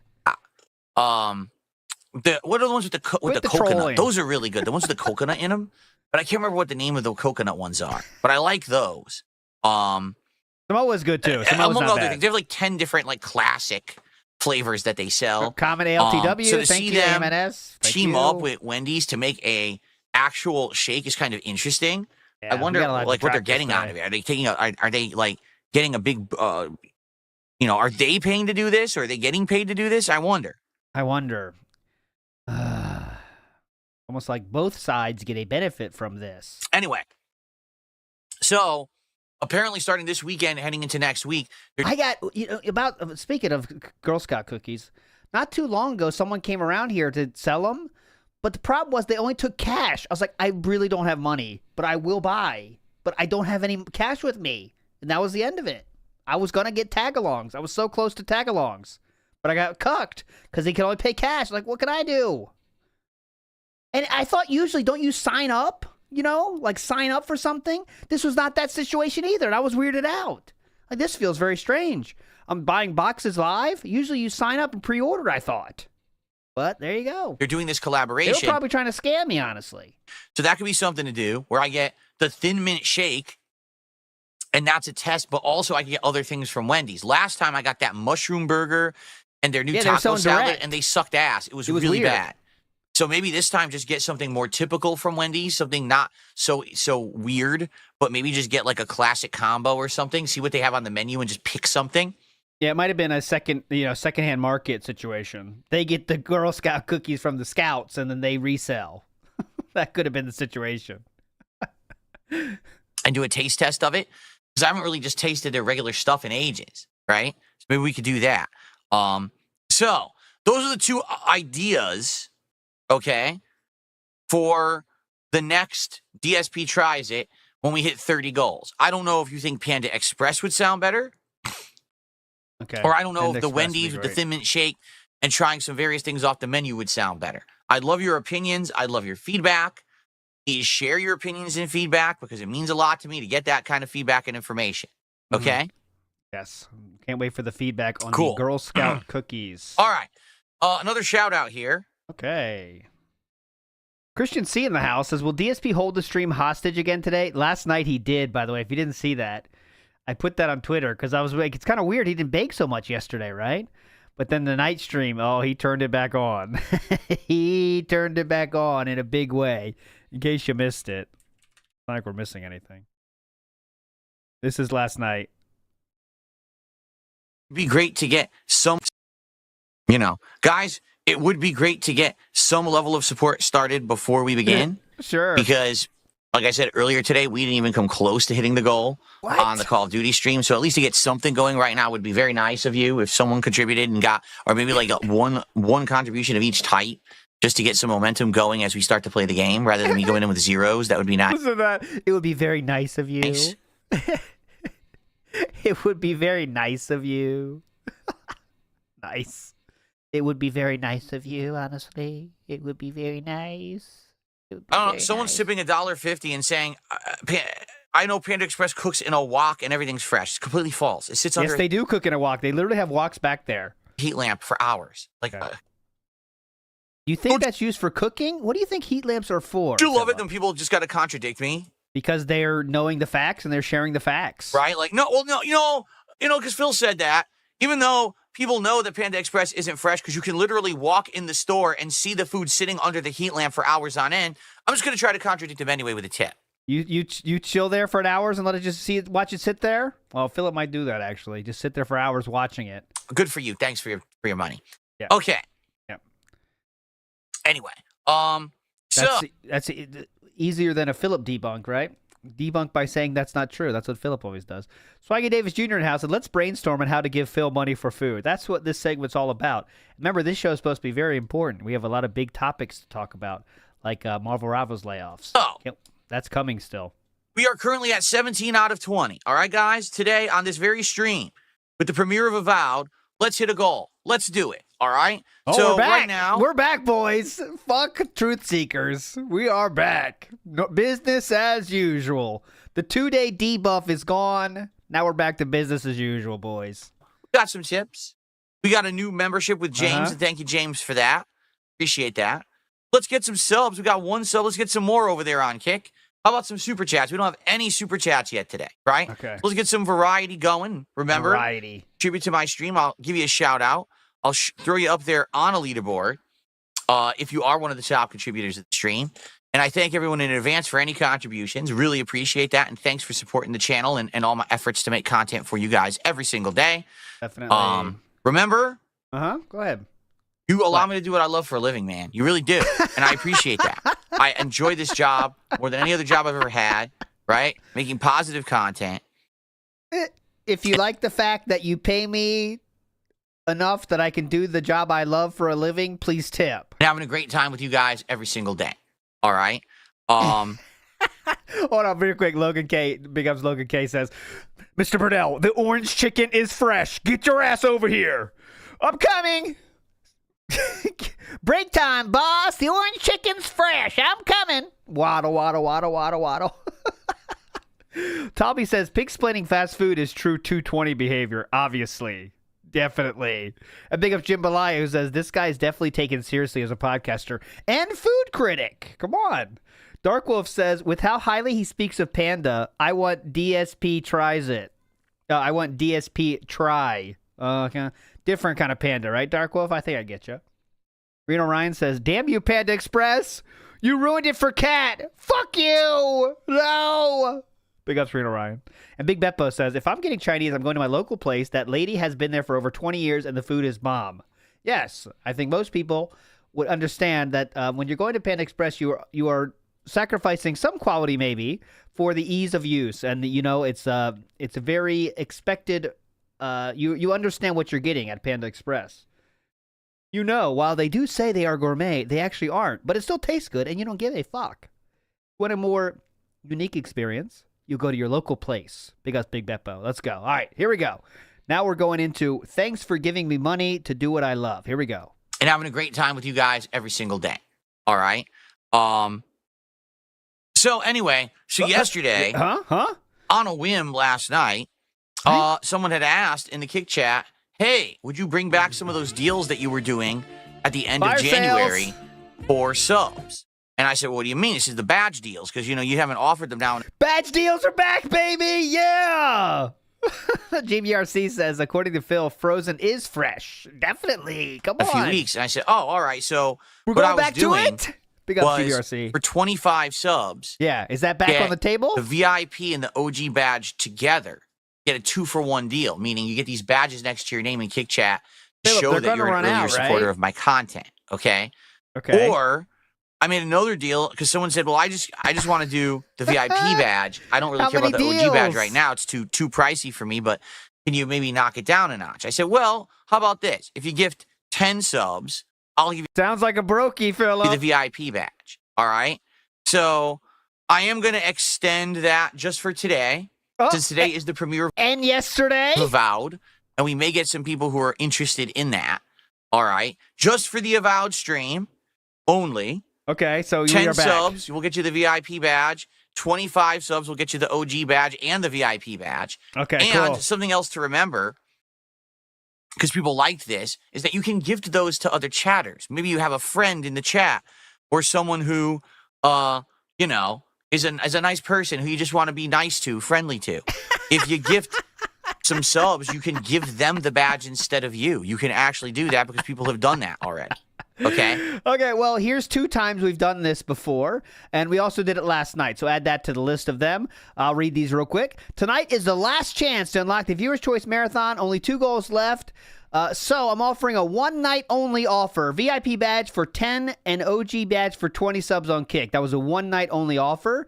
Then I'll read the next one here. Tonight is Friday Night Fights, where I'm offering a one-night-only discount on the VIP and OG badges on Kick. That's a one-night only. This is the second night, but this is still a one-night-only style thing. And also, we did it yesterday. Let's keep in mind, he just told us he did it yesterday, and that was a one-night thing as well. And now we're doing it again today. So far, the one-night-only deals actually mean 4 nights of deals. So take with that what you will. Take with that what you will.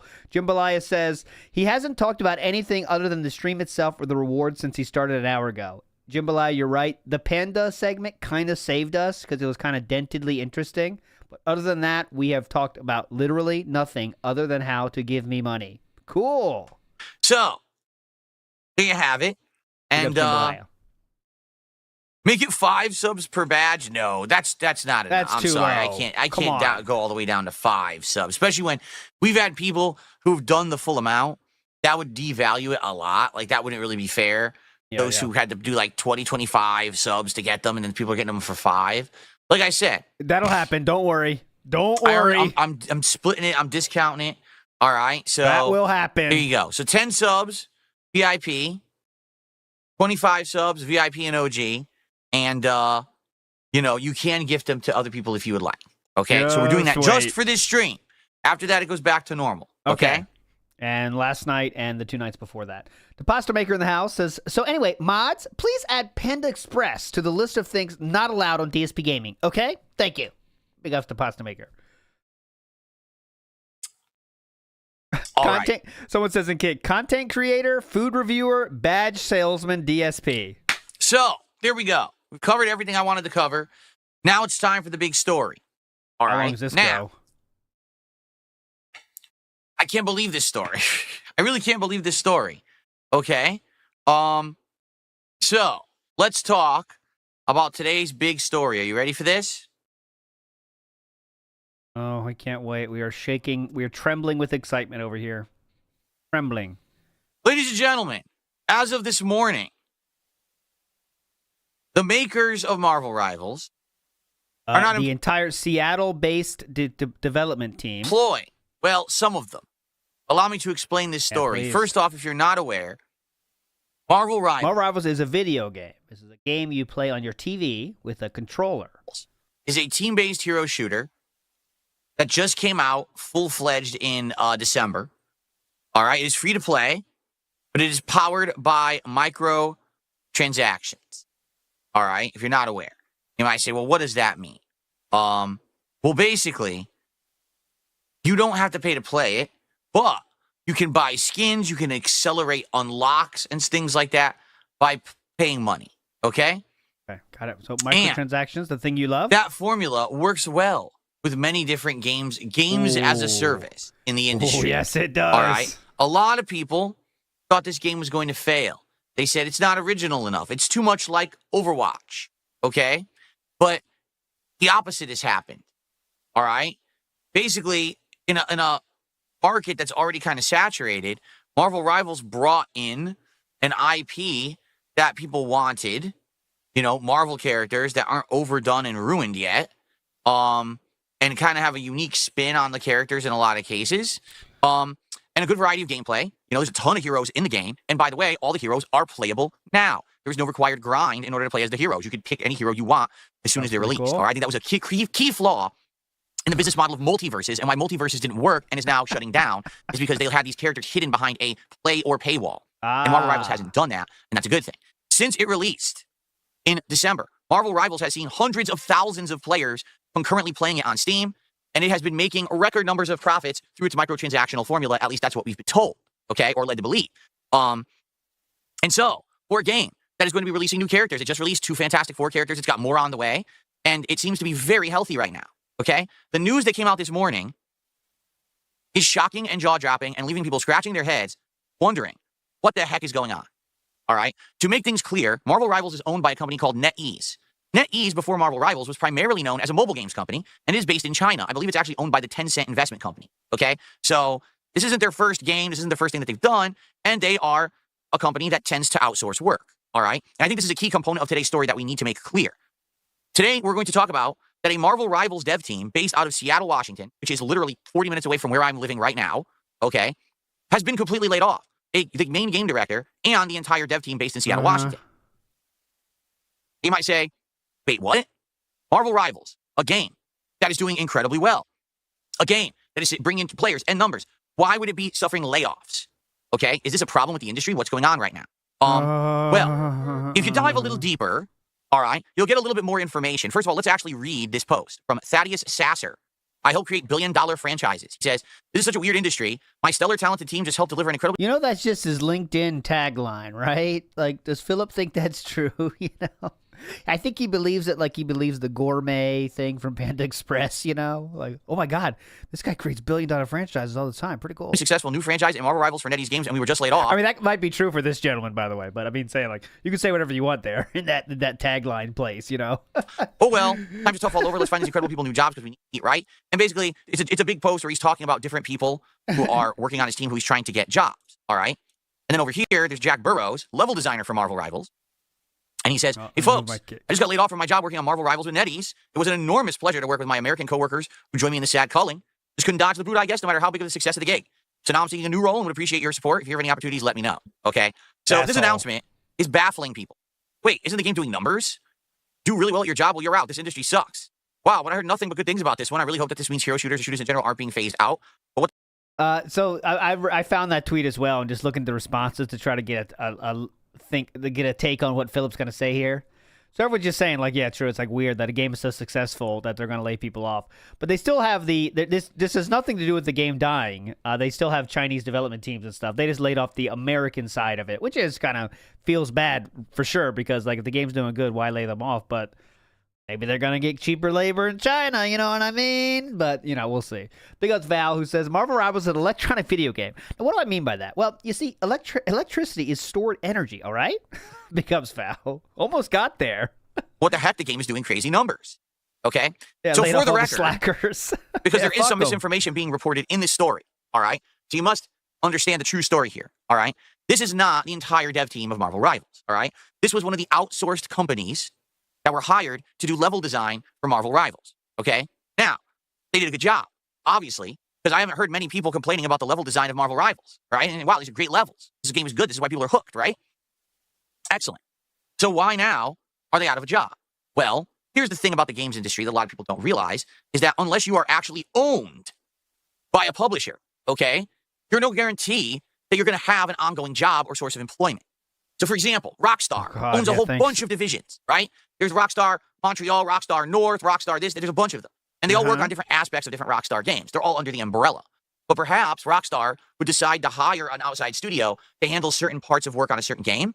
But that doesn't ensure or guarantee that that studio is going to continue to receive employment from Rockstar, all right? If you're actually purchased or acquired by one of these major publishers, chances are your job will be secure. And this has actually happened over the years where a company that was hired to either make a game or make a part of a game did such a good job that that studio then decided to make a long-term investment in them and actually buy them and put them under their umbrella as part of the industry, you see? So here's the thing about Marvel Rivals, all right?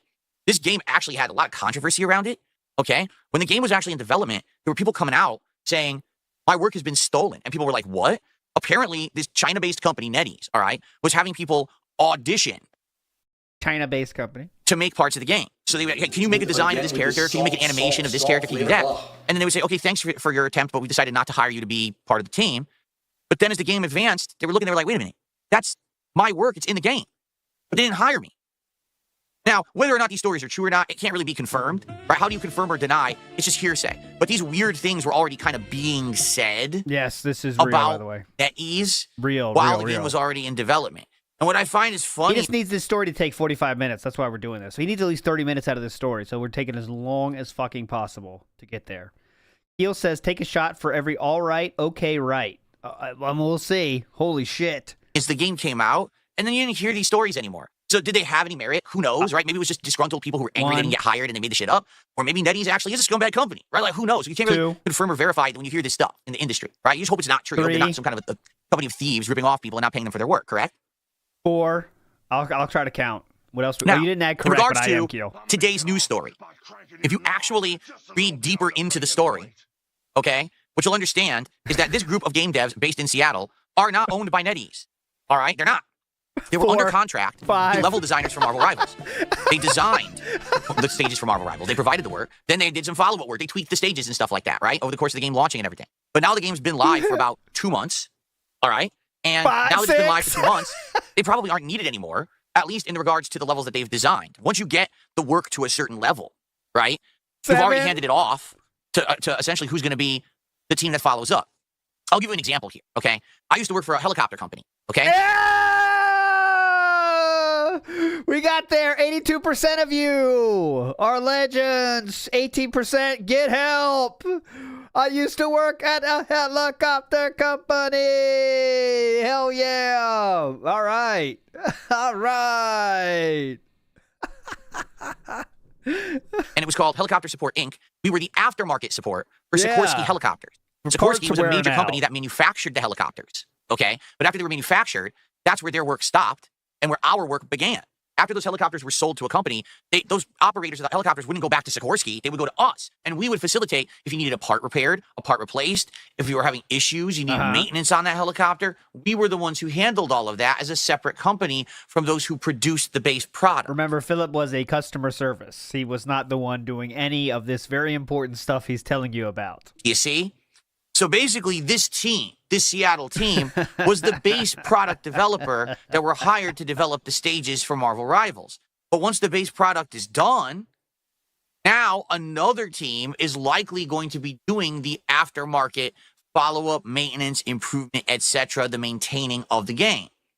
So unless they're going to plan on continuously developing new stages for the long term, this team isn't needed anymore.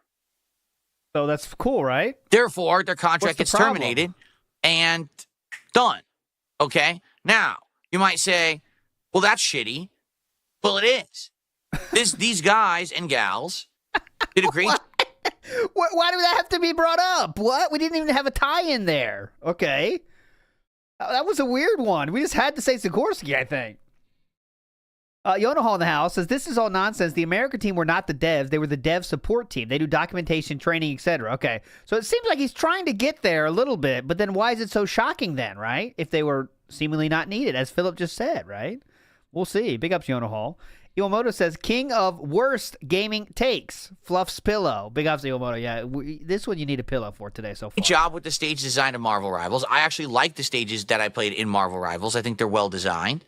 Okay. I forgot the count. We're on like 10 now. We'll say we're at 10. I can't even think, with the time that I played it, that I can even really complain about the stages. They're pretty good. I would argue there's more wonkiness to movement of characters and stuff than the stages are good. Big up 64-bit. But sadly, this is the industry, right? You work your butt off, you design great parts of a game, and you hope, fingers crossed, arms crossed, toes crossed, legs crossed. We did a great job.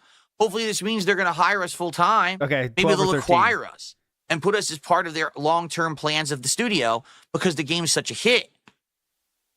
Well, it didn't happen, okay? And it's 14. disappointing to hear that, especially when it's our American brethren based in Seattle, Washington, versus another dev team that's all the way over in China. What, you'll you hate probably China? never meet and talk to, and you won't have that personal attachment to because, you know what I'm saying? It's a little That makes zero fucking sense at all. You'll never meet these people either. Are you saying they're less important, Philip? That's interesting. Washington versus Yeah, I want to hear this again. What? Why are they less important, Philip? especially when it's our And the game is made in China, by the way. I mean, it's a Chinese game. Like he's so beautifully laid out for us. A China-based game. American brethren, okay? And it's disappointing to hear that, especially when it's our American brethren based in Seattle, Washington, versus another dev team that's all the way over in China who you'll probably never meet and talk to, and you won't have that personal attachment to because, you know what I'm saying? It's a little different. So I think what happened here was he said something that he thought sounded weird, right? All the way over there in China. And then he had to justify it. He said, you're not going to ever meet and talk to, which is not something he would ever do with the American team either. He doesn't do that with his neighbors. So saying this is very strange. Very strange. He made it much worse, yes. Versus another dev team that's all the way over in China who you'll probably never meet and talk to, and you won't have that personal attachment to because, you know what I'm saying? It's a little different, right? Yeah, definitely. So I get it. I totally get it. I do. A game is doing well. A game is smashing it, crushing it in the numbers. Smashing it, crushing it. Clapping the cheeks of it. Grim Bubble says he never actually said he was laid off, so that's true, Grim Bubble. That is true. That is true. I did. Maybe the poll was ended too quickly, Grim Bubble. You might be right. On Earth, would you lay off workers now, right? Well, that's the industry. They did their jobs. They fulfilled their contracts. The levels are fine. And they're going to have another team now do the aftermarket support, maintenance, whatever you want to call it on the game. So they're no longer needed. Yeah. Now, So... perhaps, let's say in 6 months, they decide they're going to do a Season 2 expansion for Marvel Rivals, which is going to be a major overhaul of the game, and they're going to add in 10 new stages to extend the length of the game as a live service game. Maybe they would go back and they would rehire these people. It's a possibility, but I will agree with this, at least to this extent. It's sad that people did a great job. Their game is selling, or not selling, but making big numbers and making money, because it doesn't sell because it's a free-to-play game, but it is bringing in big revenues, right? Yes. It sucks to now hear that the people who did that great job are now losing their jobs. But at the same time, I think this is a major problem with the games industry, okay? What do you want? It's just not guaranteed at all. How would you... Any suggested change here? Do you want to have like 10-year contracts or what? Seriously, it's not. Right now, the games industry is one of the most unstable, fluctuating, oddly unbalanced, risky industries to be getting into. Nailed it. Okay? And you might say... Oddly, let's just go through that again real quick. He nailed it. Hold stable. on. Seriously, it's not. Right now, the games industry is one of the most unstable, fluctuating, oddly unbalanced, risky industries to risky. Okay, those are the 4 adjectives we came up with. Getting into. Okay, and you might say it's really weird because maybe 10, 15 years ago. Like imagine hey man, you're in the gaming industry? Oh, I hear that's oddly unbalanced. Yeah, it is very oddly unbalanced, definitely, yes. It's one of the tough parts about this industry. Major AAA studio would pump out a game that was guaranteed to be a hit. It didn't matter if it was Capcom, EA, Ubisoft, Bethesda, Microsoft, Sony, Nintendo. No matter what game they were pumping out, you knew it was great. You knew it was, oh man, it's good content, and I spend my money on it, I'm going to get my value out of it, right? Today, these companies pump out games, and everything's a crapshoot.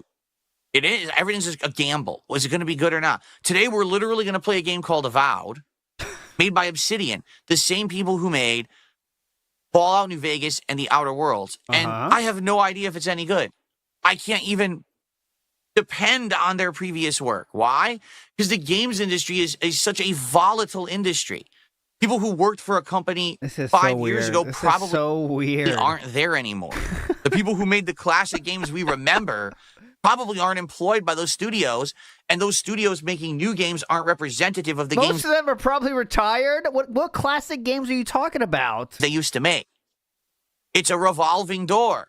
People are in and out and in and out and getting thrown around and kicked around and shuffled around constantly in the games industry. So because of that, this story isn't surprising. Now, is it right? I mean, I would like to think that if you do a really good job at your job, that someone there would recognize it and want to reward you and or keep you on for more further great work. Would they not? But not necessarily.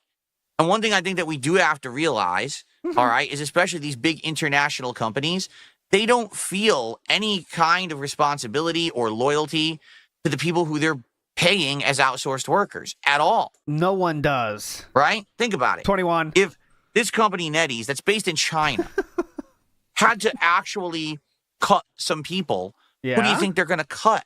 The people in the homeland or the people who they outsourced for work that are all the way in America? The people in the homeland. Homeland. Right? It's pretty obvious to figure this out. Fuck? It's not rocket science.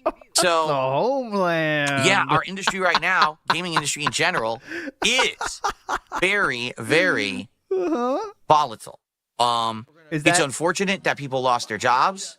It's unfortunate that now they got to go out there and try to find more work in an already volatile industry. You seem really broken up about it. Sadly, it seems like that's just how stuff is going right now. Okay, in this industry. And when a new game comes out, all right, and it's unfinished, unpolished, not inspired, seems like it's not as good as a game you played 15 years ago, and you say, why, what changed? This is what changed. The industry model has changed. It used to be everyone was owned by the publisher or the company, and you worked for one of these giant companies that pumped out a game and you had job security. No one has this anymore. Now it's you get hired, you got a deadline, pump out the product, rush your ass, crunch, crunch, crunch, crunch, crunch, crunch, crunch, punch out the product. Oh, look, the product did great. Laid off. Wow. Well, that's a great place to work. Like who, I mean, honestly, with the way that the industry's going, who in their right mind would want to actually... This person, not gay, says it's the same 5 rants over and over. Absolutely true. He's just trying to get a clip here, by the way. Be in the games industry today. He's got to come up with the felting at the end. We're not quite there yet. The pasta maker says, Phil refusing to accept that life isn't fair. Yeah, he has this weird thing about people need to be accountable for themselves, like in the case of Phil Spector, but yet employees that aren't CEOs, they should not be held accountable for anything, and they deserve lifetime employment, right? I think it's just the hatred of the rich, right? He hates that, right? He hates rich people, so the heads of the companies, they are assholes, but the workers, they deserve lifetime tenure at their contract job thing. You know what I mean? It makes sense. Spencer. So Spencer. If anyone says Spectre, it's banned. All right, Phil Spector is banned word now. Banned word. Say it now and you're banned. Keel says, will he ever realize he doesn't have to say why after a statement when he says because and explains why in the next fucking breath? No, that's extra words. We got to get the word count up, Keel. You know that. Get the word count up. We got a project. You got to keep those words up. Shout out to Phil Spector. Right? And when you've Spencer. got CEOs of companies like Phil Spencer saying dumbass things like, there oh, he our is. industry's in a slump and that's why Look we're at not the selling timing. games. The timing. Meanwhile, there's other companies selling games like hotcakes, right? And these are the people in charge of the industry, right? When you've got games... Told you. Oh, my God. I'm doing this too long. I am on it. I was on it. Have budgets of hundreds of millions of dollars, employing thousands of employees. Told you. And in order to get a chair designed for a scene in your game, you have to go through 4 levels of your bureaucracy, and it takes 6 months to get it fucking rendered and developed. Yeah, definitely. Who would want to work in the games industry in 2025? Nobody. Fuck it. Just quit. You know? I just don't go to school anymore. You make fun of I don't get stream it. chatter, Derek, or I think a otherwise, major fuck problem you. that's happened now Uh-oh. is games have grown. This pause is telling. We started a sentence and we didn't quite know where we're going to finish, and I'm not sure we still do. Greedo the Green in the house says DSP can't accept change in anything from his own content to food to games. He never had to go out into the world and learn how to deal with it and how to adapt. And that is correct, Greedo the Green. He thinks if he has such a, I don't know, bias is the right word. He thinks workers, if you're a working person, because he's trying to appeal to his audience, right, that they should have employment forever, right? But then he also wants you to know that there isn't employment lifetime guaranteed. So that's why he's a streamer, because even all employment is not guaranteed. Not quite sure what he wants to say here. He just knows he hates rich people and he likes workers, which he considers, or he at least wants you to believe he is as well. Okay. We also got a Chinese style comment, and I'll read it here. Snowflakes drift. The north wind sighs. The world is vast and desolate. A single plum blossom stands proudly in the snow, blooming with fragrance for the one in its heart. China is number one. That was the message from Grazing Poro. Big ups, Grazing Poro. Thanks for the message from your homeland. Iwamoto says, Chronic Shut-In has BRS, and what BRS stands for is Broken Record Syndrome. Agree. Big ups. All right, here we go. Watch how long this pause is. Problem that's happened now. I don't get it. I think a major problem that's happened now is Here we go. games have grown to the point where they're the most profitable entertainment industry in the planet, right? They're bigger than music, bigger than movies, bigger than TV, bigger than everything. Video games are where the profits are, okay? But it grew too fast. If you really think about it, video games existed for a while in the 70s, in the 80s, in the 90s, in the 2000s. How did they grow too fast? Well, they grew too fast now. Okay. Yeah. They grew too They fast. didn't really Let me hear. Yeah, go ahead. blow up in popularity and profits until around the 2010s. That's when we started to see games sell in the millions, when we started to see the budgets for games and the staffing of games blow up exponentially. But it happened in so fast of a time, it didn't really scale properly. So now what we have is a problem in the industry. He said games didn't sell millions of copies until the 2010s, he believed. Let me see this. I just want to check this real quick. Okay, so 1979 Space Invaders sold over 1 million cartridges on the Atari 2600. Just an early example. That was 1979. 1981, the Donkey Kong home port sold millions of copies. 1985, the Nintendo Entertainment System, that sold over 40 million copies. Tetris sold over 35 million copies. That would be in 1989 when it hit that number. In 1991, a little game known as Street Fighter II sold 15 million copies. And Pokemon Red and Blue in 1996 sold over 30 million copies. So yes, the games did not sell millions until the late 2000s. I mean, that's just a fact. Keep going. Time it didn't really scale properly. The 2010s. They didn't really blow up in popularity and profits until around the 2010s. That's when we started to see games sell in the millions. Yeah, that didn't happen until 2010. Absolutely, yes. Started to see the budgets for games and the staffing of games blow up exponentially. One from me. That's all I know about DOA Extreme. But it happened in so fast of a time, it didn't really scale properly. So now what we have is a problem in the industry where the products being delivered are not That's true. Now you're talking a guy with long hair. Like, that's more nuanced take. That's probably true. The budgets went up because people said, holy shit, these do sell a fuck ton. Now we can get the budget, but he's not saying that, right? Being put into them anymore. It's funny that a game from 15 years ago probably was a better product than what you get today, even though today you have 10 times more money and 10 times more people working on said game.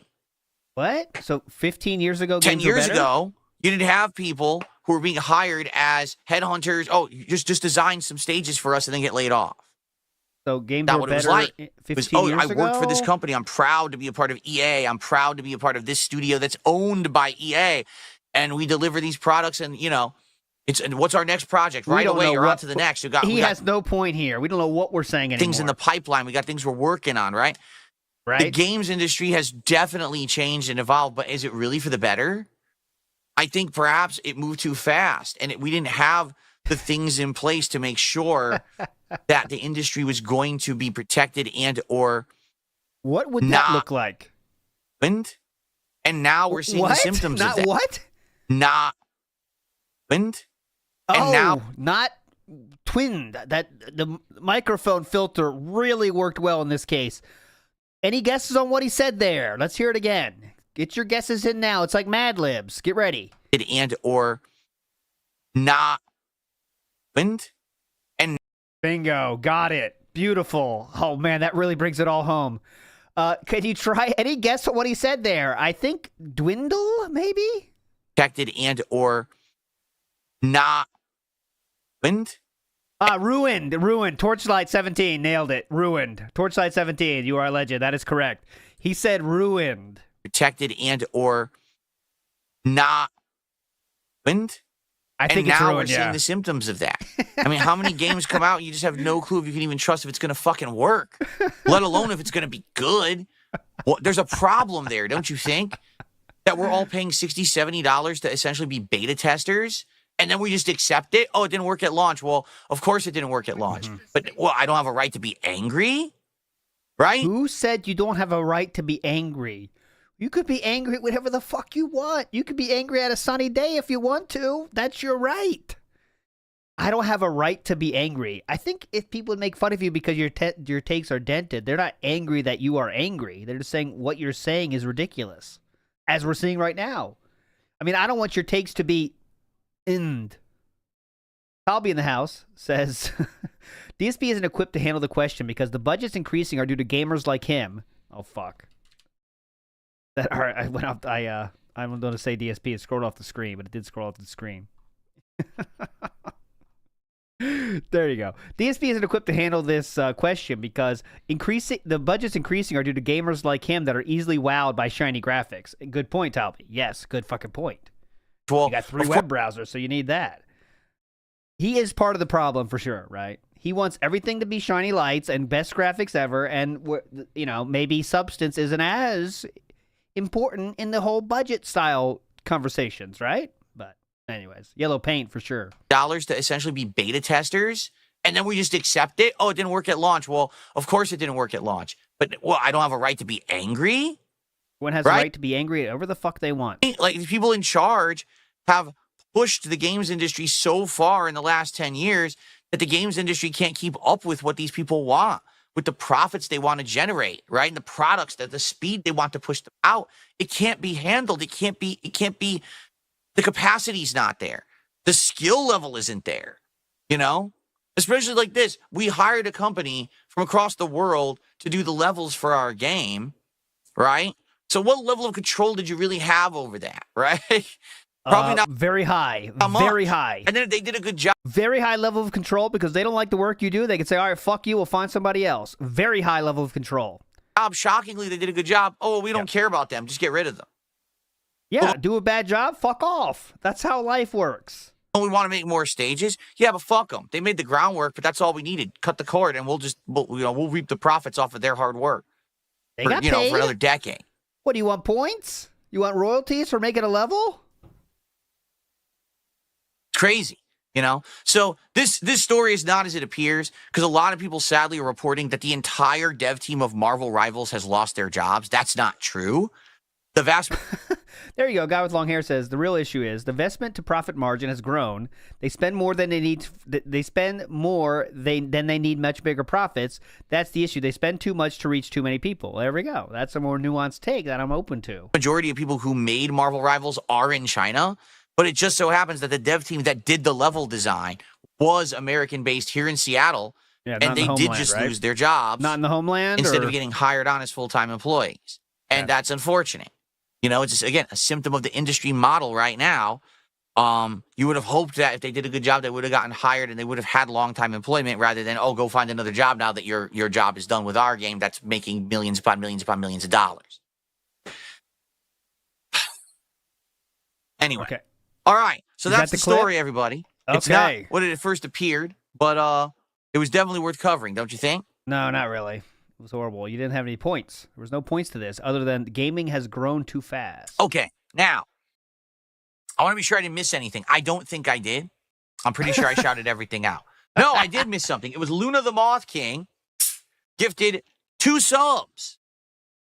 Thank you to Luna the Moth King who gifted 2 subs to the community while I was telling that story. Oh, God. Thanks. How can you not? And therefore, I did not shout it out immediately, but now I can. Thank you, Luna the Moth King. Get that up on the leaderboard here. So FYI. Oh, yeah. Uh-oh. We're going to get baked to I again? just so happen to be looking.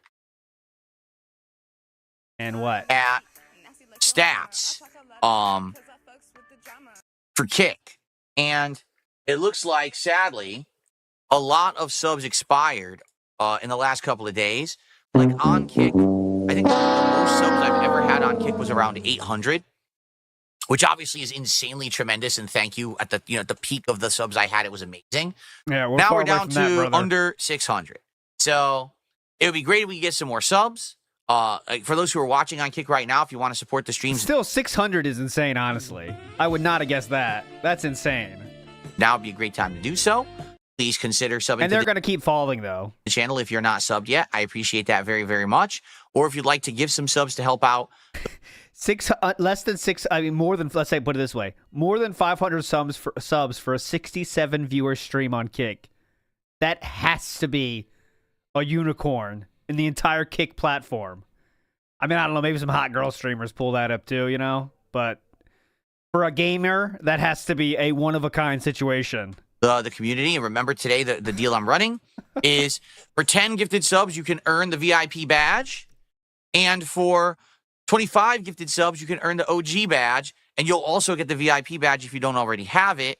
And then, of course, keep in mind that you can gift those badges to others as well. And they also offer something to their audience. Absolutely. No hate. No hate here at all from a that friend writer. or someone else, No hate. a co-viewer here who you'd like to, be nice to, you could do that as well. They provide an actual product, right?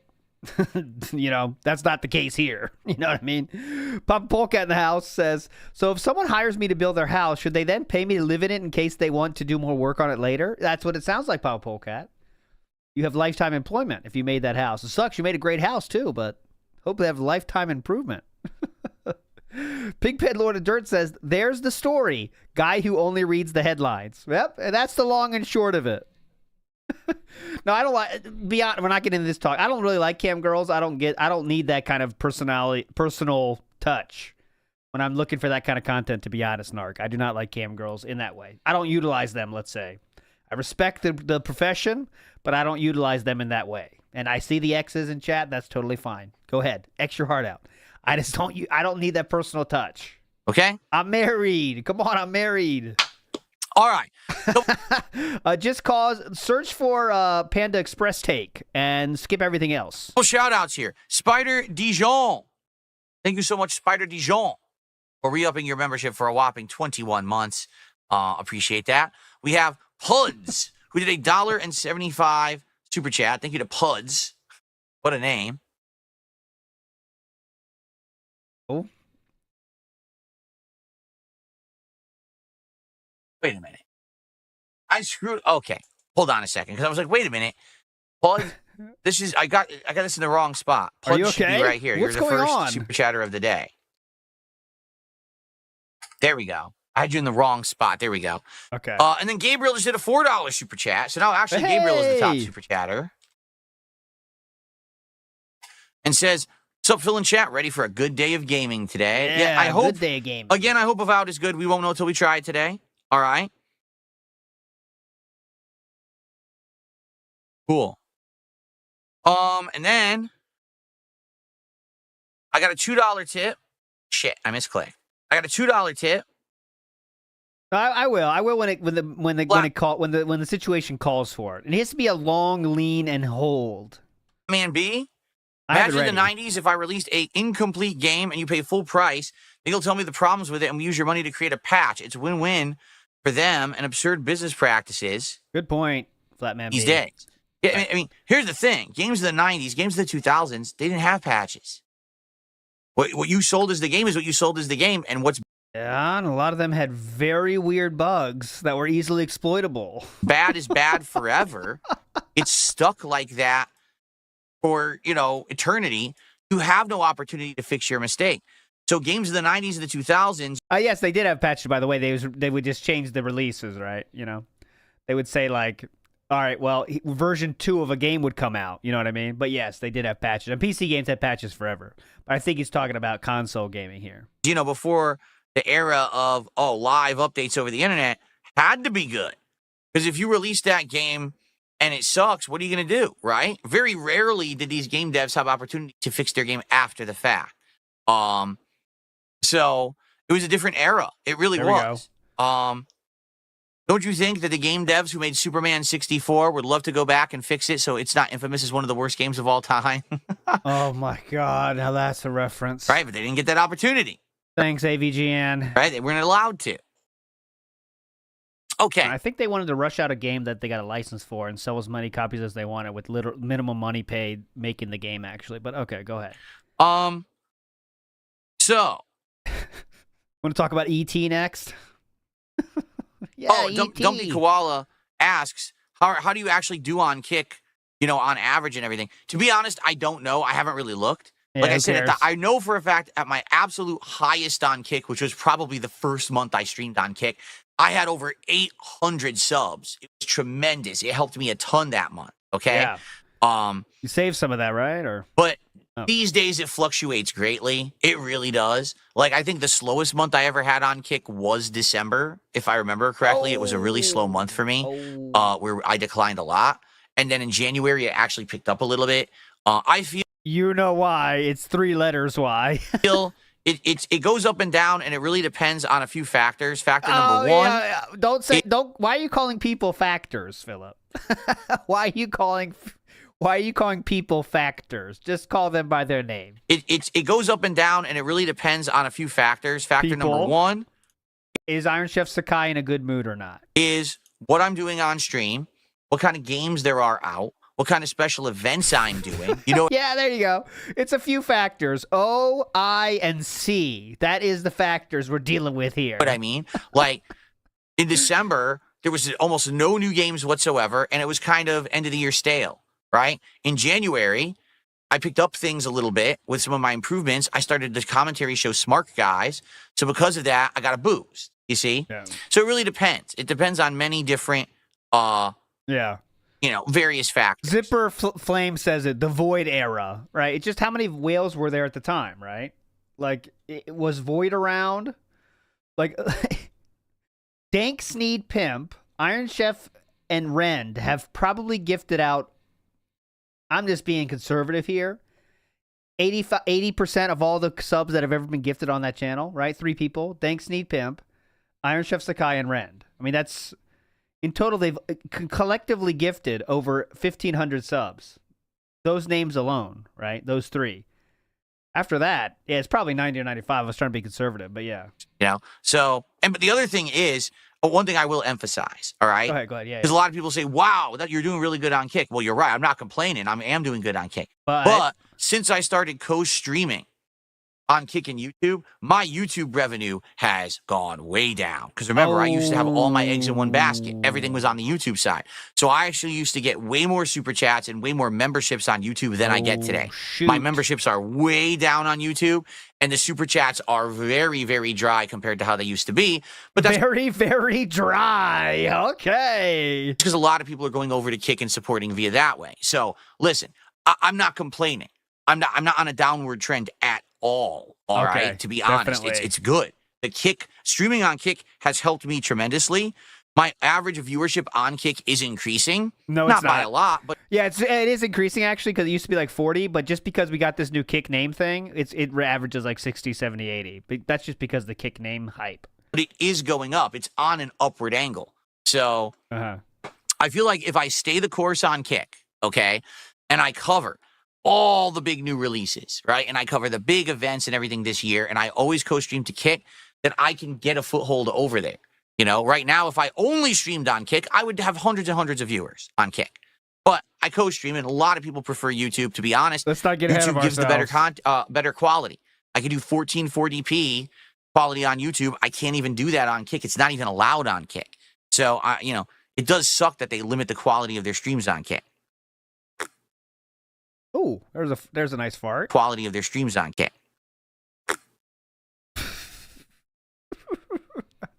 Okay.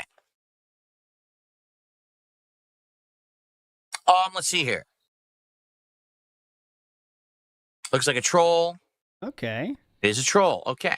Or the Oh. troll. Shout out to...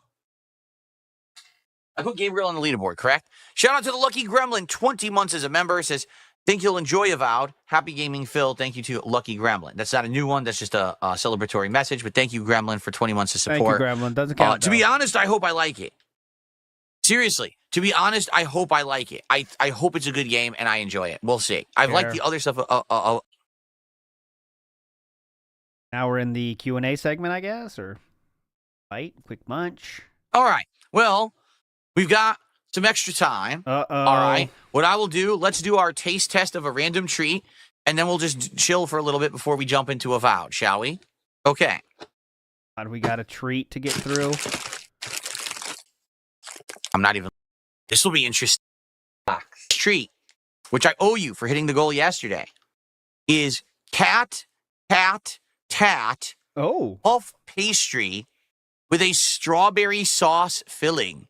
Cat, What? tat. Hell yeah. For the- That's when Catherine gets a tattoo. It's going to be the cat tat. Hell yeah. The record. You would never see this in America. You would never see a puff pastry wrapped inside of a plastic wrapper as if it's a candy bar Why would you... What? and sold in this manner. It's just not something that's done here at all. So this is bizarre to me. What? Puff pastry with a filling. Tat. All right. Cat Let's take a look. That. Jasper, you silly. I'm giving Jasper a scratch now. That's right. RTU is in shambles. He's eating bugs for 0 subs. I've already got my support, and I eat delicious Turkish treats in celebration of receiving such support. No bugs contained in my strawberry puff pastry. Very good. Okay, got him. That's a clip. So I open it up, and it's sticky as shit. What the hell? Oh, it's really sticky? Ew. Why is it completely sticky? That's what she said. Well, I'm going to have to wash my hand. You know what it is? I can tell you. If you take a look, the strawberry filling oozed out of the top and stuck all over the package. Well, where do you open the package? On the end. So the first thing you do is you put your finger into the gooey stuff that came out. Like, oh. Ooh.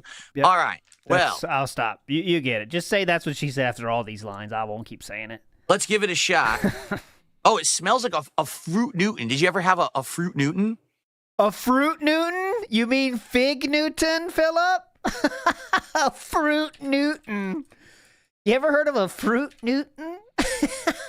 A Fruit Newton. Hey, shout outs to the Fruit Newtons. I never had a Fruit Newton, but what he's talking about here is a Fig Newton, which I didn't really like, honestly. They're not bad, but I would never be happy about a Fruit Newton. They're not bad, but you never would buy a Fruit Newton, personally. But they are a thing. Oh, Fruit Newtons do exist? ES says Fruit Newtons do exist. I am getting felted live. Let's see. There are Fruit Newtons. No, there's not. Show me a Fruit Newton. Show me. I just searched Fruit Newton, and I'm met with Newtons, which is not that. So I am not felted. You are felted. The felter has become the feltee. As quick as that. That is a Newton, not a Fruit Newton. Here's a Fig Newton. I'm ready for a Fruit Newton. Chat, please suggest how I should search for that. Because you just self-felted yourself. Right there. That's exactly what it smells like. I wonder if the filling's similar, right? Okay. Ah, I see. Some of you are getting you are getting felted from this wording here. It says, made with real Fruit Newtons. However, that's incorrect. The phrase is made with real fruit. Now, the name of the thing is a Newton, but it is not real Fruit Newtons. That is incorrect. Made with real fruit. Space. These things are called Newtons. So, again, I'm just proving my W even stronger now. It does look like a puff pastry, though. Huh. Kind of unique. It is flaky because, like, some flakes are coming commercial, off. says Killer Grooves. All right, let's try I'll do it. I'm happy to be felted.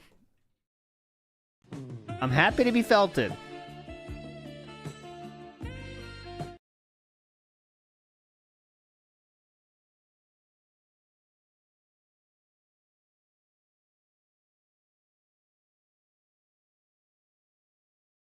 Reminds me of, what's the name of that pastry?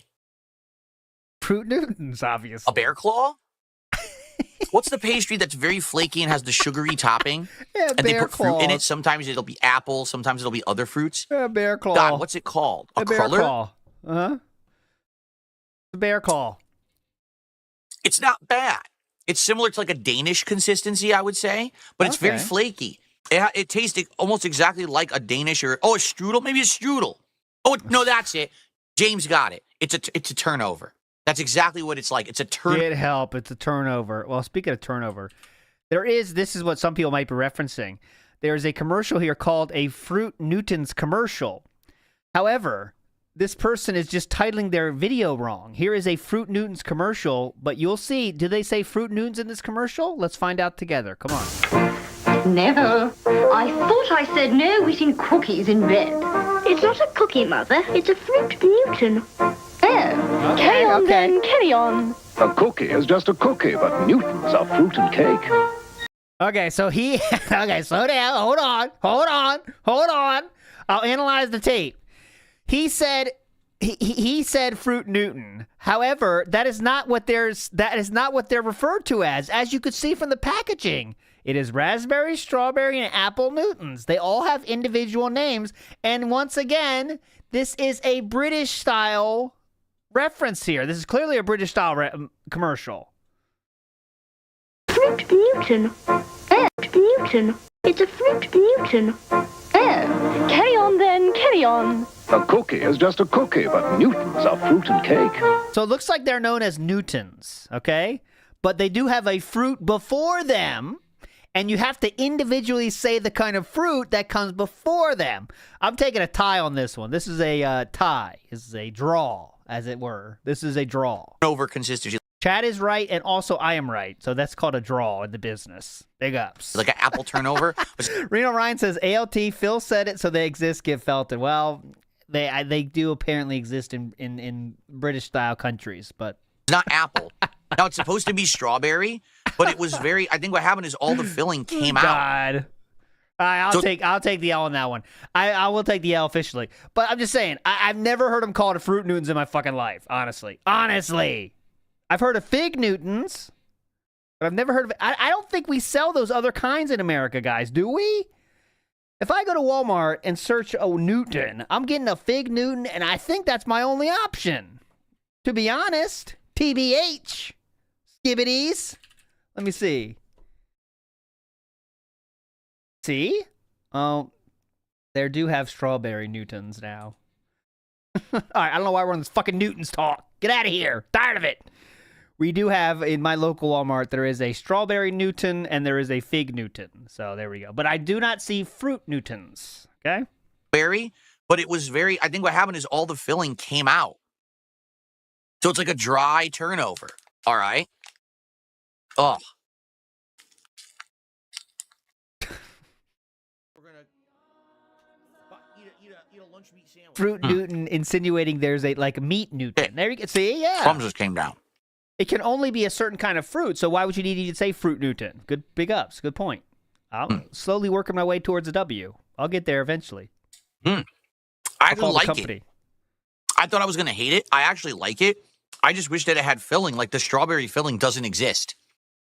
Why would you think you would hate it? But it just tastes like a plain turnover with no fruit in it. But it's sweet and it's fluffy and it actually tastes really good. I'm shocked that in candy bar form, they've made a Danish or a pastry that tastes good. I'm going to eat this whole thing. I wasn't expecting to. I'm going to eat this whole thing because it's actually really good. Oh, yeah. Like you never eat the whole thing of these treats. This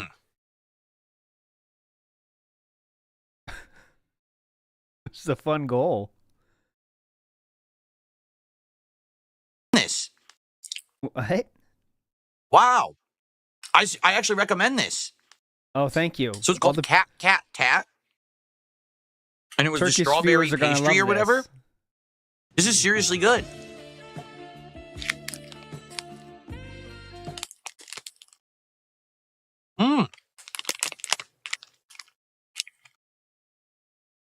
Yummy. Yummy. Okay. 140 calories. There's not even a lot of calories in that. Oh, yeah. It's almost nothing. Yeah. The only bummer... Ants are going to love I wanted this. strawberry filling, and there really was none. So that's disappointing. Okay. GBRC says British-style country double felting ALT. Yeah, that is true. That's factually based. Let me throw this out. Let me go wash my hand, because my hand is sticky from the filling that came out the side. Okay. I think this still goes down as the worst pre-stream of what? Well, last 2 weeks? Big ups, King Jad. How are we this late? Having too much fun with fucking Fig Newtons. Well, that was good, but I'll forewarn you. If you're going to get that for yourself, man, did it get stuck in my teeth. It totally got stuck in my teeth. Like, it's annoying. So, anyway, that was good. So that was Cat Tat. And that was called the, I think, strawberry Danish or strawberry pastry. It was good. I just wish it tasted like strawberries. It doesn't. It tastes like just like a generic apple turnover puff to be in like a, and taste that good. You need something to wash it down because, man, it gets stuck in your teeth. Okay. All right. So, guys, we got a little bit. That's true. Yeah, King Jad, we got to come up with like a rating system Because I know you watch them too. So we are like, we could have a rating tier list of the month's pre-streams or something, somehow. We got to figure out a system. Extra time at the end of the show here. We've covered the topics I wanted to talk about. Does anyone have stuff they want to discuss before we jump into Avowed? Okay, no one cares. If you want to, get a shout out for a contribution, now would be a good time to do it before we jump into the game. Oh, sweet. Yeah, now's the time, guys. Let's see what you guys want to talk about. And by the way, for Avowed, go I think ahead. because it's an RPG, I'm just going to use the controller. I was thinking about this. I was like, should I use the keyboard and mouse? I was like, I think I need to, right? I think I'm just going to roll with the controller, and that way I can be more relaxed. I could just sit here and kind of lean back and play with the mic here rather than worrying about repositioning everything. Annoying as shit.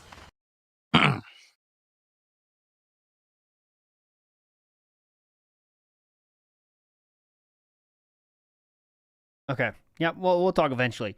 Just give us a break here. We gotta Little think about Debbie it. is seething. There you go. Any thoughts on who I might try in Fatal Fury? I'll probably try a lot of characters. I'll probably try the characters who I obviously recognize, like Terry and Mai. I just used Mai in Street Fighter 6. Why wouldn't I use her in the new game? But I want to try some new characters too. I think the beta runs all week, right? It's like for a week. So I'm going to play it tomorrow. Thursday, I'm going to play it Friday night. I'll probably play it like 3-4 times over the week and maybe try various different characters during King Jab viewers. You know the game. You know the game. You know the stakes. There are lots of stakes. Good luck. Let's go. time frames. We'll see. Good luck to you. Have I ever been on the Dean's list? No, I don't even know what a Dean's list would be. Sheesh. You don't know what a Dean's list is? Valedictorian doesn't know what a Dean's list is? How? Ever been on the Dean's list? No, I don't even know what a Dean's list would be. Oh, is that a Sajak question? Yeah! Ever been on the Dean's list? Thank you for... I am dented today. Thank you for saying that, because we did get another Sajak question. Shout outs to the legend that got us there. Have you ever been on the Dean's list? We have 1, 2, 3, 4, 5, 6, 7 shoes up there. We are rocking and rolling. The Dean's list question got asked, and he doesn't even know what it means. Who would have guessed that? He doesn't even know what a Dean's list is. Big ups, Wilford Brimley. Not to be confused with Derek's Coombe Newtons. Oh, God, Wilford. Please, that's a tough. Diabetes. Diabetes man himself. Have I ever been on the Dean's list? No, I don't even know what a Dean's list would be. Sheesh. Surely I had to listen to the James Rolfe AVGN Balls on the Dick remix. No, I don't know what the hell that is, Papa Zombie. I have no clue what you're talking about. Balls on the Dick remix. I don't know that either. What do I think about them adding Ninja Turtles to Black Ops 6? I mean, I'm not surprised. They would add anything to Black Ops 6. At this point, they'd probably put the Powerpuff Girls or Strawberry Shortcake into, or the freaking, Very current. Good reference. Powerpuff Girls. Milo Pony, they probably put into Black Ops 6. As long as it made them money, they don't care. Yeah. I think you get on the Dean's list when you maintain a 4.0 GPA for a year. The Powderpuff Girls. Shout outs, Powderpuff Girls. If there was a Dean's list in high school, I would have been on it then. College, no, because college I stopped giving a shit. So I definitely didn't have a 4.0 GPA. Okay. If the high school had a Dean's list, he would have been on it. Sylvania says, do you think Obsidian is a completely different company now with little to no devs from back in the day of New Vegas? I don't know. I would assume yes. Like most of these companies, seems like they have completely changed their workforces. Good point, Kenny So you hear Dongs. the name and you think, oh, it's going to be that. When Ninja Turtles are on WB Champions, we're spending hundreds. When it's on Call of Duty, fuck them. And then you play a game they made and you say, what the fuck is this? Right? I just don't think it's the same people anymore. Fruit Newton card. No. Do I still have the poker chip from the felting I gave RTU? I still have the entire set of poker chips right over here. Hold on one second. My curtains, Where's no? He's asking about the single chip that you made a big deal about, and you're always going to leave it there. You said it was a great feltoning. Remember? You forgot about that, or we'll come back eventually. Keep in mind, just because I haven't done anything with this since August doesn't mean that I will not use this in the future. This is the set that I used during the Review Tech USA documentary react. Okay. So it's in there then. So you did. So put it any back. moment I can pull this sucker out and use it. Maybe I'll react to another documentary at some point, and we'll have to start counting and deducting chips, huh? Just saying. So you did put him back then. But man, remember he said he would always going to leave it out there because it always have the chip. So it looks like he put that right back. All right. It's perfect for that event, was it not? Absolutely, positively, it was dead on perfect for that event. It was super useful. It was a great prop. Everyone liked it. Definitely. Everyone loved it. Everyone was laughing. Everyone was clapping. It was awesome. Okay. Would I consider eating Girl Scout cookies for DSP tries it? Ooh. Maybe. What's his favorite Girl Scout cookie? We got to know. So I would have to. Philip would say trefoil. Watch. I guess. I've always liked trefoils. I would have to figure it out. Like where could I get them from? And what flavors could I get? If I was going to do that, I would try like multiple different flavors of cookies. So I maybe have to find a Girl Scout troop. You know, they do them around here. I've seen them at local grocery stores and stuff. Maybe buy 3-4 boxes of them and then try it out. Don't say it like that. I have to find a Girl Scout troop. You're going on the hunt in the mall? Don't No, say Dave, I'm not going to take all the snacks from snack boxes on DSP Reacts and put them onto DSP React. It's not that serious. Too much work. No, I haven't been recording them all. I'm not going to go through all my archive streams. Too much work. You know, and be doing that. I'm just not. If you're here for it, great. If you watch it during the podcast, great. But if you miss one, not a big deal. Right? It's not that serious. Ooh, Samoa's legendarily overrated, says Jericho. Hot take. Extremely hot take. Falcule says, instead of Panda Express, what about PF Chang's? I'm fairly certain they're not out here. PF Chang's. Oh, yeah, PF Chang. They don't use heat lamps. Yep, not out here. They're not in Washington, so can't do PF Chang's. Yeah. Fuck PF Chang's, right? Tag-alongs are the best, honestly. Everyone knows that. Yes, I am a fan of Lord of the Rings. The real Lord of the Rings. The books. I read them all way before the movie. He was Wrestling Ranter. I mean, he was friends with Derek. Hide the scouts. Run away, scouts. Movies were ever out. I actually read the original Lord of the Rings trilogy and The Hobbit, and I loved the books.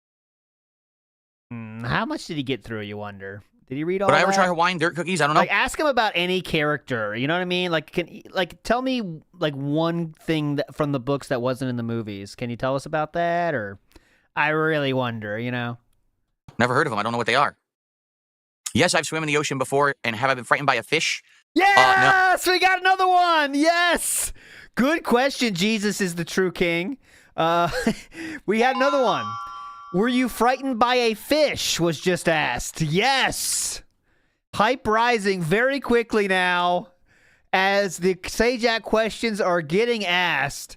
Were you frightened by a fish has entered the fray. We are up to 7 shoes of jury now. Big ups. Oh, my God. Let's hear this answer now. Yes, I've swam in the ocean before, and have I been frightened by a fish? No. Big Matches, did I get your contribution? I'll give you the video if you want to see it. It's fun enough. You can watch it. It's only 1 minute. Here we go. It's only 30 seconds, actually. Here we go. Here's all the questions we got from. Fuck you, Fruit Newtons. Here we go.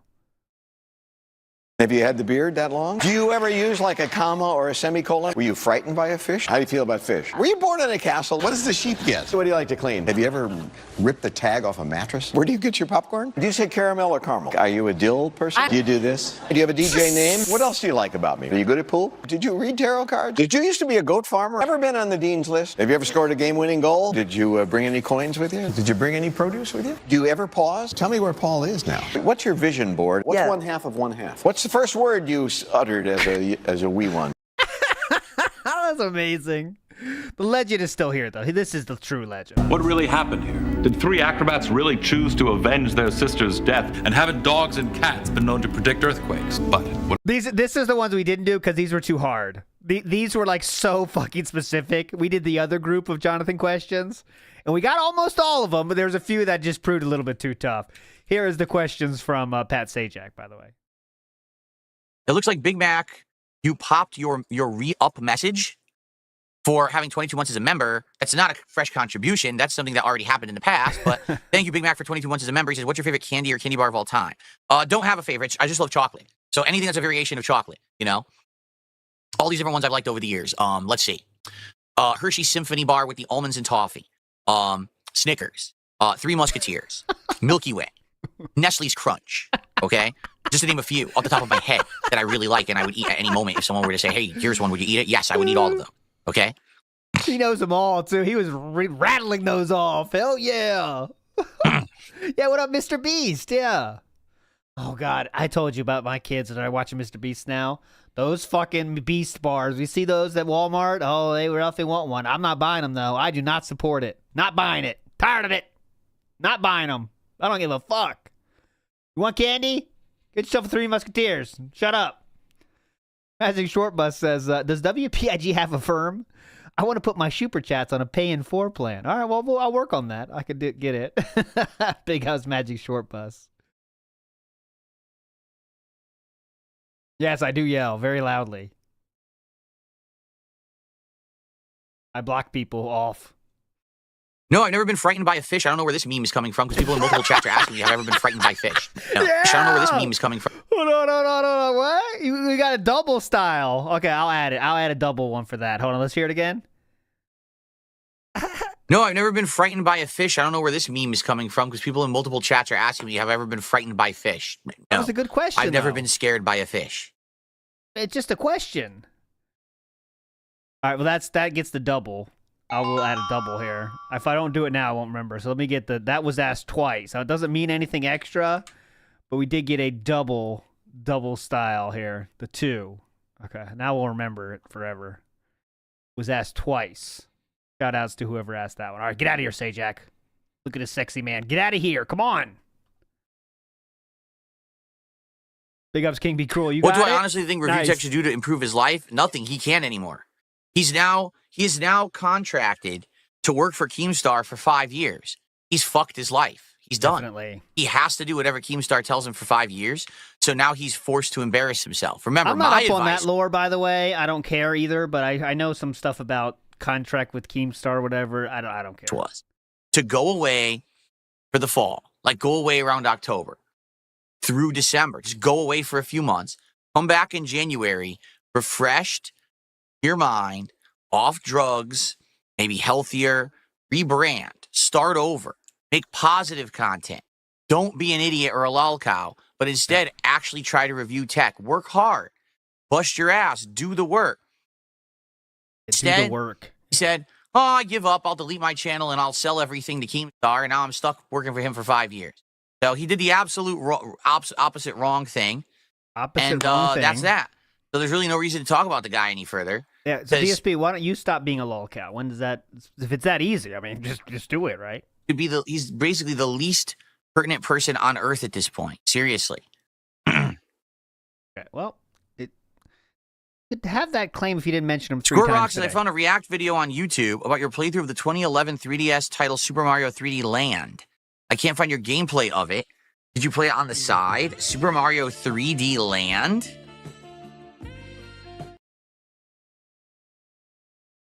Oh, Jericho's right. How do you feel about fish? Got way harder. Yep, he knows the fish is now Super Mario 3D Land. Yup. How do you feel about fish is going to be tough now, isn't it? I played it on the side. I did not do a playthrough of it. At that time, I did not have an ability to capture from a portable game system. So I played it on my 3DS, and I just did a review, but I did not record any of the footage. I totally remember it now. How about an impromptu review right now, if you remember? Tell us what you remember about that.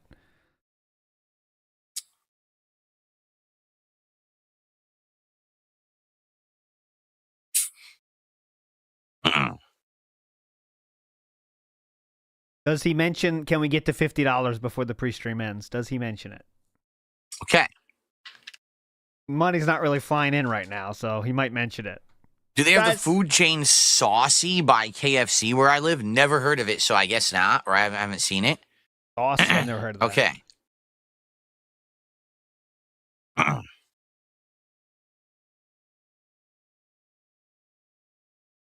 Let's see. Picking a zit, maybe? Okay, let's pick off that scab. Did I have a favorite character? Did I read the Similarian? No, I don't have a favorite character. Yeah, I don't know enough characters. The wizard guy? Well, it sucks that certain characters were completely removed from the movies, like Tom Bomb. Are we milking that thing? What are we milking over there? Well, it sucks that certain characters were completely removed from the movies, like Tom. I think he's checking if a zit is ready for harvest yet, I think. He's just still pumping up. Not exactly the robustness he's looking for. He's not going to pop that sucker yet. Favorite character. Well, it sucks that certain characters were completely removed from the movies, like Tom Bombadil, Tom Bombadillo, Tom Bombadillo. If you read the books, you know what I'm talking about. The Similarian, no. I basically, or it's not Similarian, it's Cimmerillion, right? Similarian. No, I had it. but I skimmed through it with the similar. Now we're checking the other side for the zit. Like, we can't find where the zit is exactly. Look, we go from the right side. No, I had it, but I skimmed through it with the Silmarillion is. Silmarillion. It's a supplemental content book that J.R.R. Tolkien wrote as a way to have side lore and explanations for things that people didn't fully understand in the Lord of the Rings trilogy.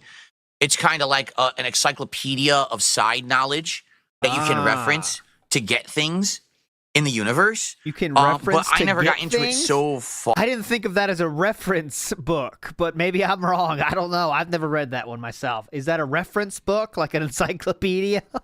At all to really research it that much. So I had it, but I never really did anything with it. Okay. Gotcha. Okay. And we're back to the zit.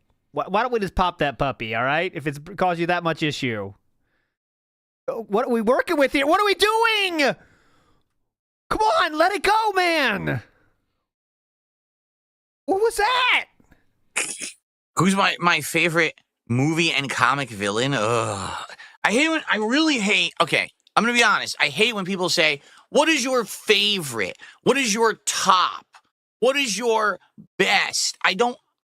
I literally don't rank things like that. Okay, so great for a Q&A show. I know for some reason a lot of people do. They always do things in extremes or whatever. I don't. Yeah, you don't do Q&A. Really don't. You don't do extremes at all, definitely. I don't have a favorite villain. Don't. You know?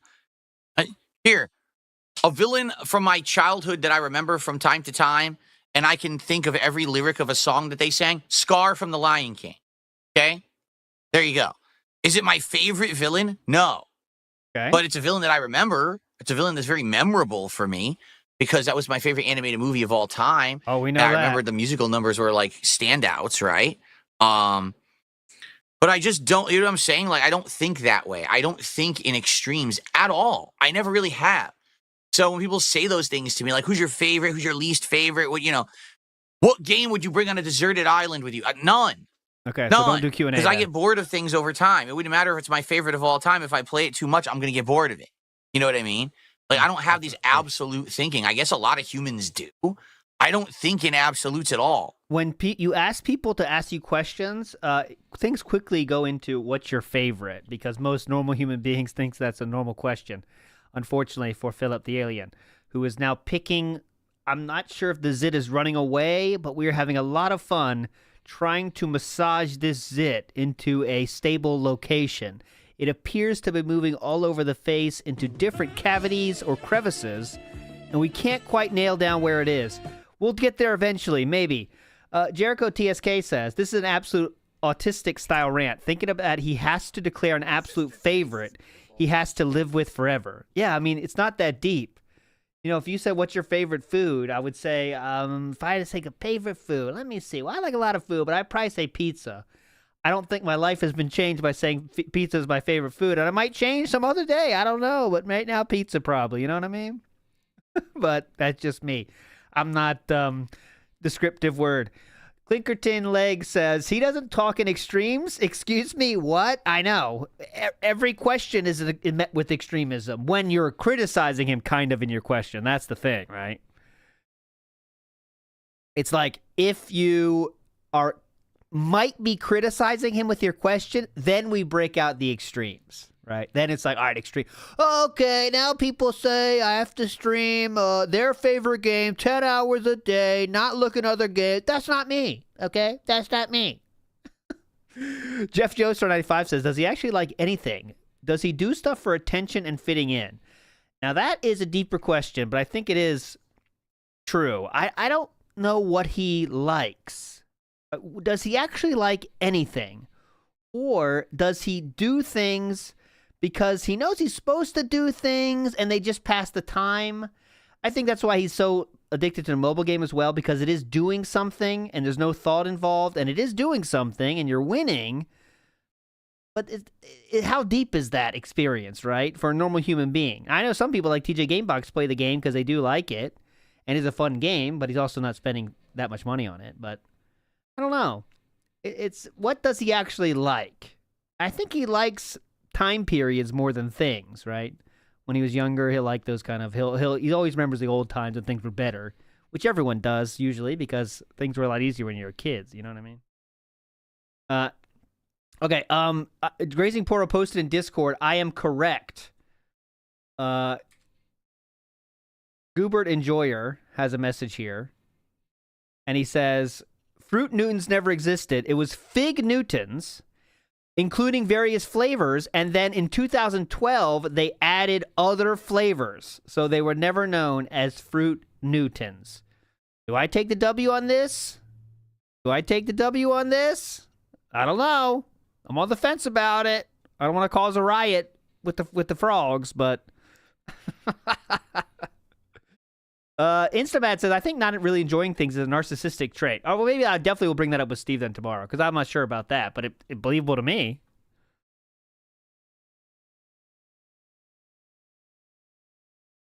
What's my favorite question I've ever been asked? That one right there. That's my favorite. What's my favorite Batman movie? The original 1989, was it? Batman by Tim Burton. And then second place after that would probably be Batman Beyond Return of the Joker. Phil. And then after that, might actually be Batman Mask of the Phantasm. Ooh. And then after that, maybe one of the Nolan movies. Ooh. There you go. Nolan and then after that, maybe the Adam West Batman movie. That was funny. Asia just can't get rid of a bomb. Jesus. See how he remembers all that old What character from the Street Fighter franchise do I think has a similar personality of mine? Hakan. Because number one, I'm a family man just like him. Number two, because we have equal builds and we're ripped. And number three, we like covering our bodies from head to toe in Turkish oil on a regular basis. Are you a family man? Interesting.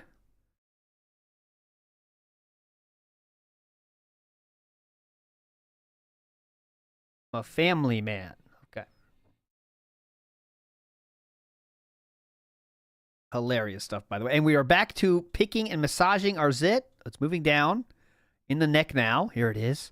Look at this zit. He's searching. Is that what I put in my... Probing himself, trying to find where the zit will find its home. Has not found its homeland yet. It is still moving. We'll keep an eye on this developing situation. Hair? Yes. What? Is that what I put in my hair? Yes. Pure Turkish oil. I just pop open a cask and I go... Oh, I hit my mic when I do it, too. I go... I smash my mic. Great. It's how I do it every day.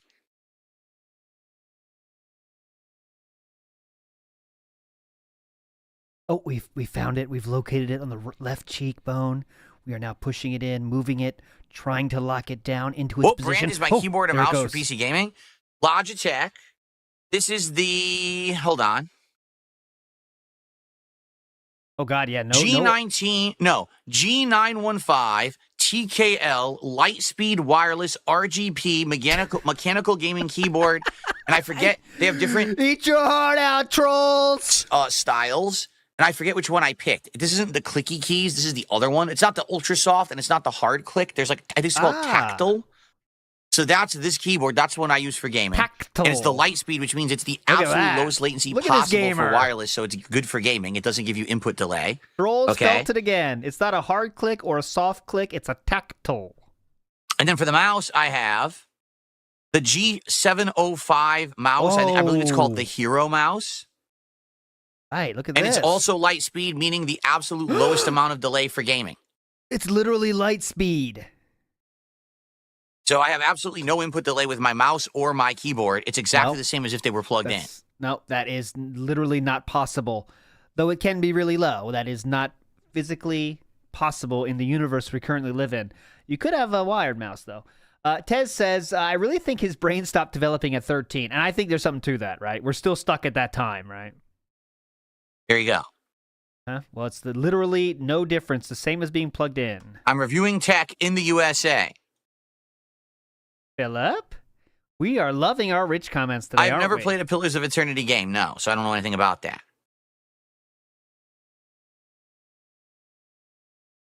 We are loving our rich content. Okay. Okay, anything else? Well, oh, is he going to say it? 50? I just did a much more and better tech review than Rich did for the last few years. There you go. There you go. All right, guys, I think we should adjourn because I know you guys actually do want to see the game today. So I don't think that we should. And different than every other day, I think you guys do want to see the game today, honestly. I mean, I think that it might be true for once that you want to see the game today. So we'll start it. All right, guys, I think we should adjourn because I know you guys actually do want to see the game today. So I don't think that we should have a super elongated podcast. I want to say thanks to those who did early support. We're already a third to our goal. Please, for the premiere of a new game today, let's hit the goal. Let's get to 18. If you remember, my goal is I want to have ESP Tries It, Shamrock Shake, and McDonald's by Thursday at the latest. I want to have it either Tuesday, Wednesday, or Thursday. Any of those days would fit perfectly into my schedule because those are days when my wife is working, and it's good that we could eat one of those days and she doesn't have to cook. Okay, so pressure again. Gotcha. Okay, so please consider one of those days. Please hit those goals. Let's do it. Let's hit a goal right now as we start up the game. 250? Oh, my God. Those days, please hit those goals. Let's do it. Let's hit a goal right now as we start up the game. All right, I'll hit it for you. Fair enough? I'll hit it for you. All right, guys, thank you so very much. I hope that you enjoyed today's show. Happy belated Valentine's Day. I should probably take that out of the rotation. Light speed. And thanks for watching. So tomorrow, same thing is being we're going to plugged talk in. about what I thought about a vow. It's the same. We're going to talk about how smart guys No, went. it's not. And any other it's not gaming kind of news. like it. It Should be is a the great same. show. It's light speed. I want to say Says thank it in you the for name. a good one this morning. And I'll see you tomorrow. Same time. Don't do that. Same place. It's late. No, for I did another not awesome pee. episode It's the same as of the light Level speed. 1 podcast. Yeah, Very no, good. not Okay, show speed. so- It's a light speed. Oh. Let us get set up here. And I have absolutely no idea how to set up for Avowed. Like, I don't know what the heads-up display is or whatever, so we'll have to adjust the camera positioning and everything on the fly. Let's do a few adjustments. Let's turn off the backlights now, because they're quite bright today with these rainbow colors that I had. Let's turn off these signs. All right. And I'm not going to turn on the auto just yet, because I'm going to go on a brief break to use the restroom. We'll be the judge When I of that. return, we're going to start up with Avowed. But in the meantime, please enjoy some of these fun animations I'm going to play for you guys. Fun and animations? then we'll come back with 3 hours of Oh, we're Avowed. playing Pixar? Pixar animations coming in hot here? These are not animations, Phil. Okay, guys, thanks. And I will see you in a few minutes. All right, these are fun animations.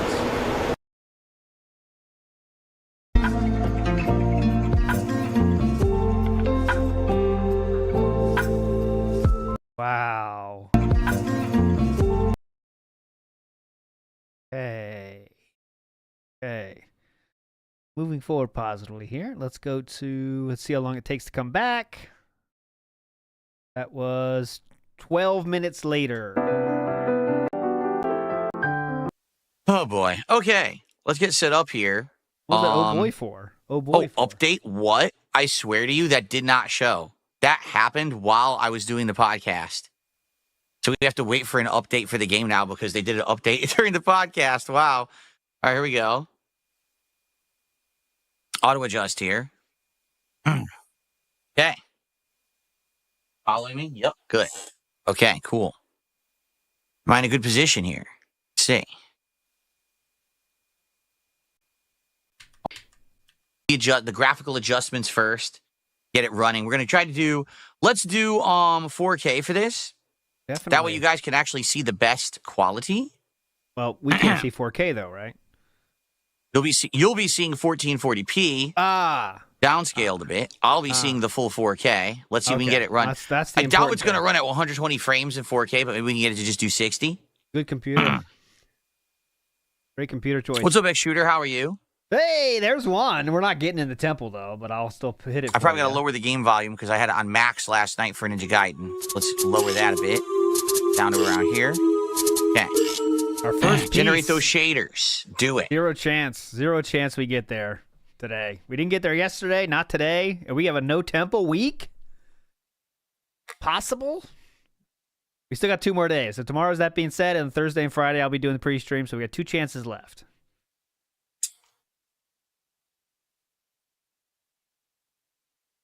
Here we go.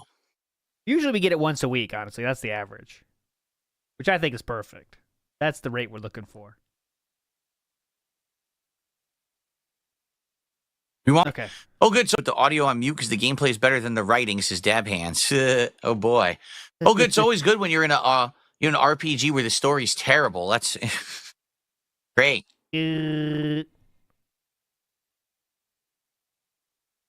Yeah, we wanted to do that, but Meerkat couldn't be there. We wanted to do Thursday, but Meerkat couldn't be there on Thursday, so we had to go to it tomorrow.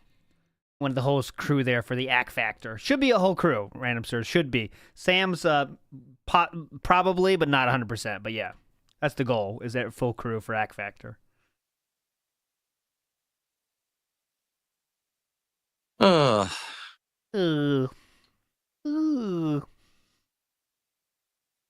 Thursday will You're be doing fun, an though. evil playthrough? Thursday we'll do lore stream, pre-stream, and yeah, the game allows you to do lore stream and pre-stream and detractor beam. So big day on Thursday. Different styles. That's interesting. Moral choices. What's up, Cyber Elk? How are you today? Oh, mama! Oh, mama!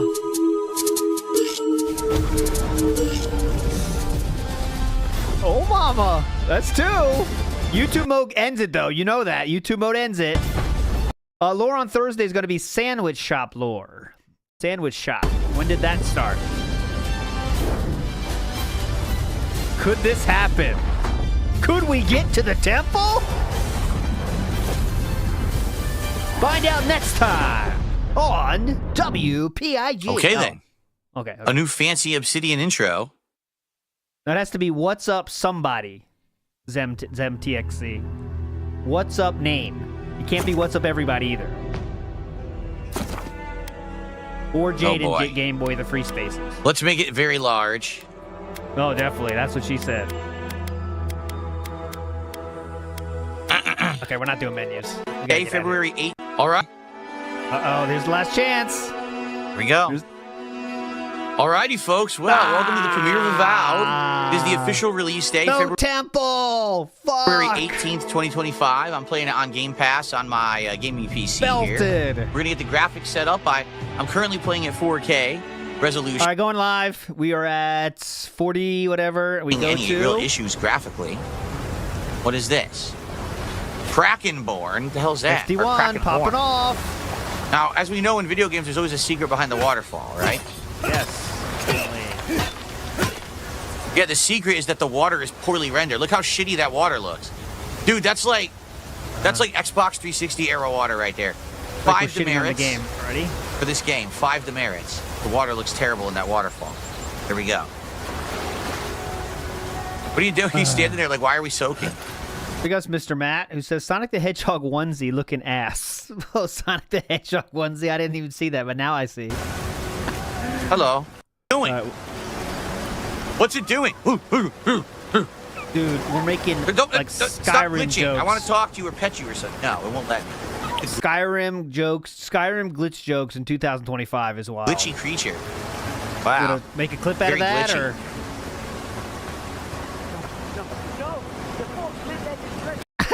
Reliable source says, "Are you stalling for something? Can you just play like a normal human would?" No, that's a little bit too tough.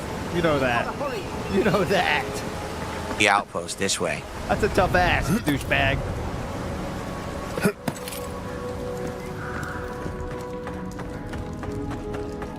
The compass in the upper left corner of the screen displays quest objective marker. So, okay, so the blue is the quest. Enemies are quest markers. Orange. Consumables are green. And there's a lot of things on that, right? A lot of things popping up there. Okay. Refresh PayPal. I received a $2 tip from Flatman B. Says, I just want to send some good vibes. Thank you, Flatman. I appreciate that. Can't help very Flat much. Man. Flatman B's a soldier. He's trying to get that momentum rolling. 25 says, would you ever try authentic Chinese-style street food? For DSP tries it, like a scorpion on a stick or flavored waters. I don't know. I don't know how I would get that. I live in Washington State. I don't live in China. I don't know. I don't know how I would get these authentic Chinese street food, Shinken. Good point. And see here. Nothing. Okay, cool. And let's see here. Nothing. Let's see here. Nothing. Okay. Oh, yeah, this is the best graphics. At least, I think there was 1 or 2 settings that weren't as good, like the lighting, but it is on best graphics on my PC. Nothing. It all was on, like, high or ultra or whatever. This guy's name? Oh, this is the... Oh! I totally thought that was a new character. It's the fucking guy I'm with. Oh, what are we doing here? Great gamer. Dropping? I guess we're dropping. Sarup shouldn't be here. That's our first enemies? Look at these things. What the hell are these? Now you've done it. They're like lizards. Oh, no! I thought I beheaded him at first. 26! All right, no one wants to see this. No one on Earth wants to see this. You guys are legends. Big ups for chilling today. Hope you had just a good time. Tomorrow will be, that being said, Ack Factor in the house tomorrow. And then we'll be back on Thursday and Friday for all the other nonsense. But you're all legends, all right? Thanks for chilling today. Wasn't the best, but we had some entertainment value anyway, I think. We had some fun together, and I definitely took a W on the Fig Newton's whole fiasco. But you're all legends. Don't forget it. We'll see you tomorrow, everybody. Bye.